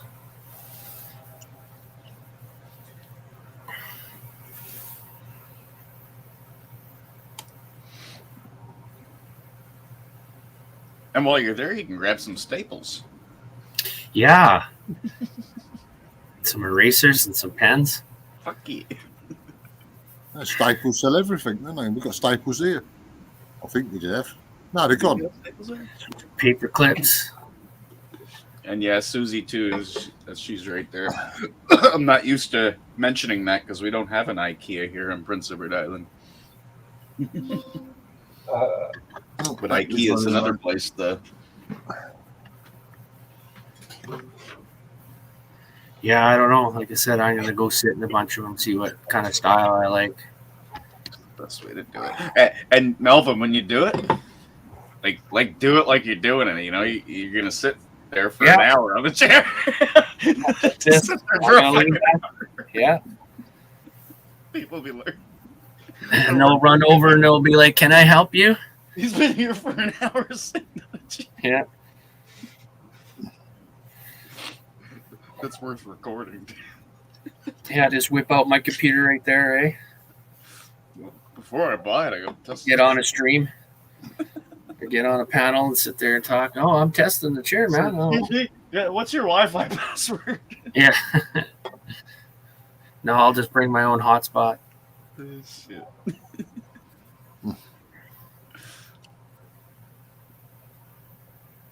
Make a funny video. But it wasn't all my orders from Amazon wasn't all fun and games. I got myself a winter jacket. Good. You want to see my winter jacket? Sure. Yay or nay? Yeah, come on, let's see your winter jacket. You show me yours, I'll show you mine. I hope yay, and not nay. Yours is not me though, Glenn. Good. Let's go. See his winter jacket. Yeah, it's a nice big one. It's got a Good, fleece or- on it. He's gonna put it on. Oh shit! You just bumped your head off the Saturn. Yeah. No, I bumped my hand on it. Did it burn? No, it was cold. There you go. Is it comfy though? Like, did good purchase or Yeah, no? Yeah. It's a comp. Yeah, it was $109. Bloody And I hell. got it's extra large, so I got lots of room to pack it in. Where's my winter jacket? Hang on. But I'm gonna Scotch guard it because it's cotton. Where's that at? .com. So if I Scotch guard it, it'll keep the weather out a little bit better. But it's funny because it's got fake military kind of patches. One says like outdoor. The other one says like challenge. Like what the? Like there you go. Oh, can you see that? Yeah. It says challenge. It's a little eagle. I don't know. It says outdoor on that one. Oh, you found that on Amazon? Like you said, no Yeah. .com. Yeah, it's from Amazon. Yeah. Yeah, but No. he doesn't want one from Amazon because he can't test it out first. Yeah, that's what I was. But yeah, .com. Looks like It's true. Like that was my mistake. .com. I bought my chair off of Amazon, and sure, I sit on it, but it's not as comfy as the last chair that I bought from a store, which I got from Staples. I sat in it and it's like, oh shit, comfy. These are strong. Where this thing here, look, fucking handle. Oh, bright red. No one's gonna miss you. No matter how tight I tighten them. This is my winter jacket. Yeah, you won't get lost in the snow in that one. Nope.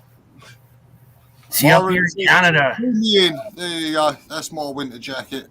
See up here in Canada, mostly the females wear the bright colors. The males wear all the darker colors. Males are the ones getting hit late at night. Cars. Oh, Well, the gays wear bright colors. Yep, that's my winter jacket. It's in general, I'm meaning, right? Oh, lovely and Yeah, warm. not all of them, but most of them. A lot of them. That looks warm. No, it's beautiful and warm. My winter setup is layers. I got like 3 different layers. Yeah, when I'm down on the beach in this, I'll tell you it's windproof, waterproof. I'm missing the 40 below gloves. That's what I'm missing out of my kit. Hang on, I've got them and all. Where's my gloves? Hang on. Oh, they're here. Do I want to know? I can only go for about 40, 42 below. Then it gets too fucking cold after that for me. These are suggested for about -20. In the UK, that's plenty. So, gloves on. Yeah, I need a pair of 40 below. These are about -20. Yeah. That'd be a little insufficient up here. Far too much for the UK, but you know us Brits are like. Well, we're up in the mountains here, so Yes, guess the -1. We're like, oh, that's it. you go up to the ski resorts here that you got fucking snowbanks on the side of the road that are like 10, 15 feet high. They're just walls on the side of the roads, walls of snow. Yeah, my friend who lives in Norway is the same. He sends me photographs over in their winter, and it's like 2 meters deep snow on the side of the road. And he just stands there like, and you can see the tarmac. The snow's 2 meters either side of the road, and they're like, "What's the problem with you in the UK? We get 2 inches of snow." I hate to have to say this, sir, what's truth and Susie, but it sounds like you guys might be just a little bit too heavy for the gear mechanism on them chairs. You have to get off the chair, adjust the height up or down, get on it and sit and see if it fits, and you keep doing that. Mine will be a low rider. It'll be sitting at the lowest setting possible. No, Myron, I think I got that one figured out there. You just checked that out there in chat. But yeah.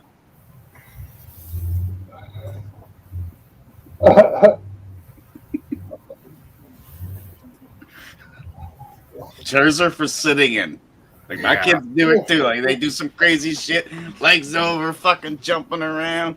And at your age, I do not want to know what the fuck you do in that chair. Chair abuse.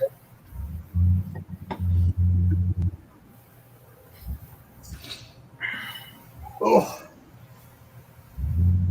I think I'm losing my neighbors to the north. Oh, and I didn't mean sitting in. I meant sitting on. Sitting over? I wrote sitting in. Sitting under. I said, what's true? That's because I'm not sure. I'm sure your mom never taught you that chairs are for sitting in. Sitting around. On. That's better. Back in my Star Wars mask. And then maybe next year it'll be boots too. I'm gonna have to get. Fuck. All this shit's coming up. Susie, settle down in that chair. Oh, it's okay. Well, the one I'm in right now is what I have to do. Susie, you don't got to get so excited when you're watching YouTube videos. You know, you see somebody come on panel, she's like, oh shit, fucking Myron started. That's not good on the chair.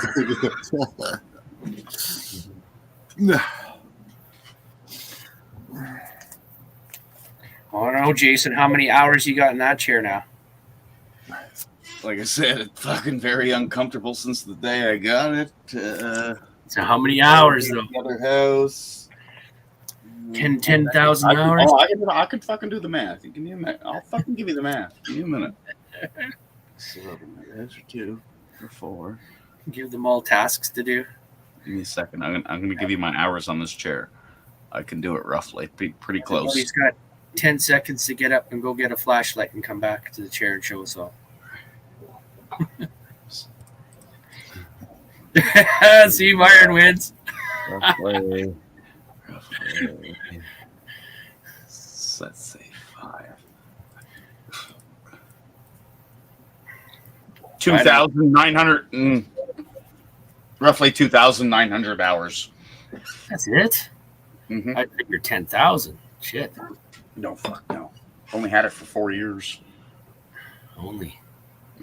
That's right, Susie. You tell your husband to stop jumping on a chair they're for sitting on. Jumping in my chair. You evil. You tell him to stop jumping in your chair.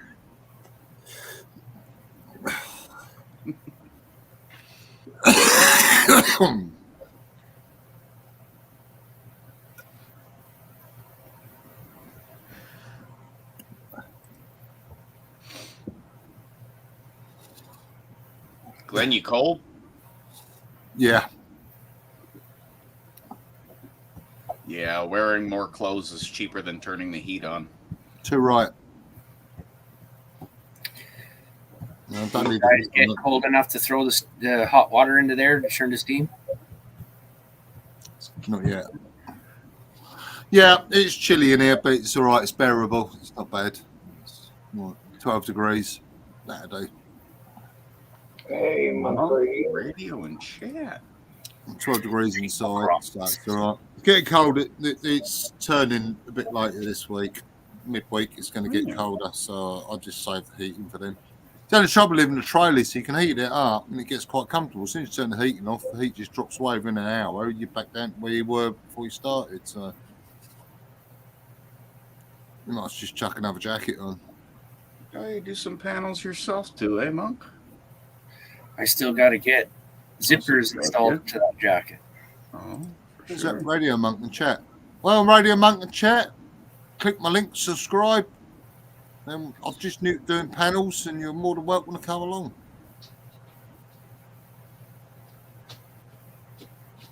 Hi, baby. Oh, a bill? No, I don't think it's a bill. Oh, MDG offering more credit. Happy birthday, I guess. Thank you. Of you. Love you too. Oh, and Westtree said happy birthday too earlier. Thank you. I told him I'd tell you. Whose birthday is it? Whose birthday is it? Mine. I can't see you. Put it in the camera. Happy birthday! Thank you. Happy birthday from the UK. Oh, your mom. Happy birthday. Thanks, God. Oh no! Stop that! Towel. Taking risks. Are you Oh, are you God. ready to see Oh, your God. birthday Oh, present? God. Taking risks. Thanks. She just read your chat. What's truth there? Your message. Yeah, 29 and holding. Cool. 29 forever. It's calm in here. Yeah, but wasn't that 10 years ago? We had the kids Shush that now. young. We had the kids that young. Yeah. Oh shit. You guys were still in kindergarten of that. Come on, slow burner. Get up on here. I'm shutting her down right away. What's that time, isn't it? Yes. Bloody hell. I'm going to eat my ice cream. Well, you can always start yours up, Glenn. Yeah, I'm going to. You gonna eat the whole thing? No. You could. I bought it for you. It's just ice cream. I know. Yep. I'm trying to get back up to 256 pounds though. Oh, it's just one day. Eat the whole damn thing. That way you can rub it in the kid's face. I ate all the ice cream. I ate all the ice cream. I got Neapolitan. What kind is it? Just vanilla. She loves her vanilla What ice time cream. is it, Myron? It's 25 past 11 in the UK in the evening. 7:25 here, and Myron? 4:25. Still early in the 4:25 day. in the afternoon. It's 3:25. What are you guys talking about? I know, right? It's We're all fine. fucked up. Nobody knows how to fucking tell time around here. At least one part of Newfoundland's got it down pat. You know, they got that 30-minute interval.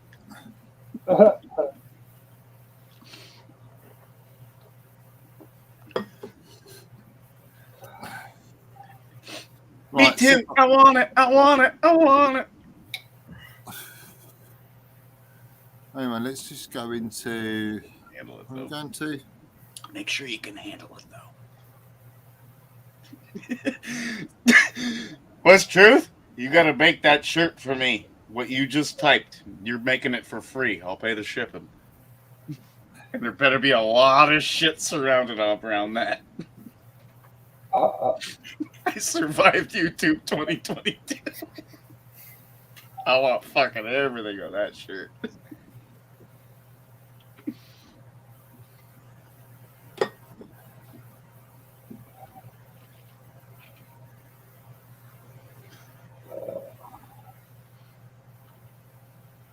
Yeah.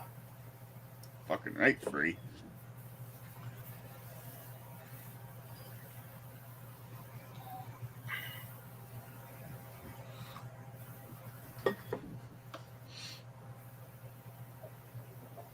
He owes it to me, Slow. That's why it's got to be free. Because, you know, like if I wasn't still talking to PDF all the time to like tell him to calm his attack down, he would have been fully attacked by now. So, you know, he owes me a bit.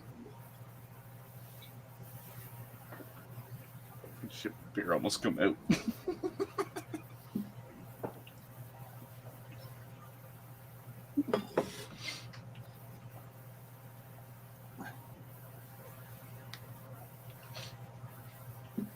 Come on, I bought 3. I fucking at least want 1 for free.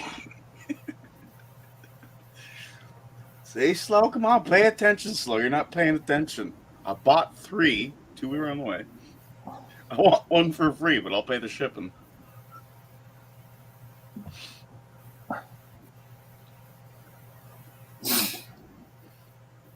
Fuck, that's Bommy.com.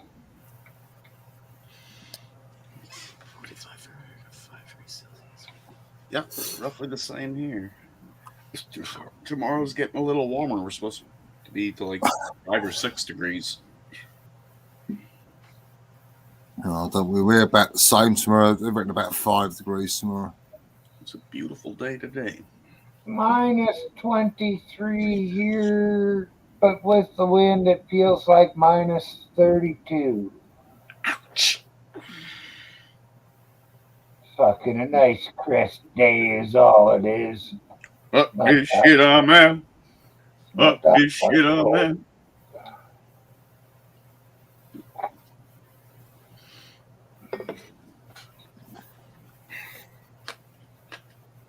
And my water coming up out of the ground into the trailer froze that, or just about froze that one day. I've turned the heat up 3 or 4 times since that. Oh shit. It don't freeze up anymore. It only gets up to 20 degrees in here is all during the day, Yeah. but it's not. 20's different when you're cold. It's different. It's so fucked up, man. It's 15%. 15% moisture. 15 or 50? 15. Okay. See, that's the difference, I guess, in our cold, where we'd be at like fucking 50 or 60%. It fucking just kills you. Yeah, but we don't get that what you get here. No, fuck no. I remember being in Alberta, like minus 20. It was a normal fucking thing. You'd hit minus 40 at night. It's like, yeah, it doesn't feel like a minus 10 here on the side. It just goes through your clothes. It's just moisture and it's just fucking cold. Yeah, I've been along a river and stuff in the wintertime, and yeah, it just sinks in.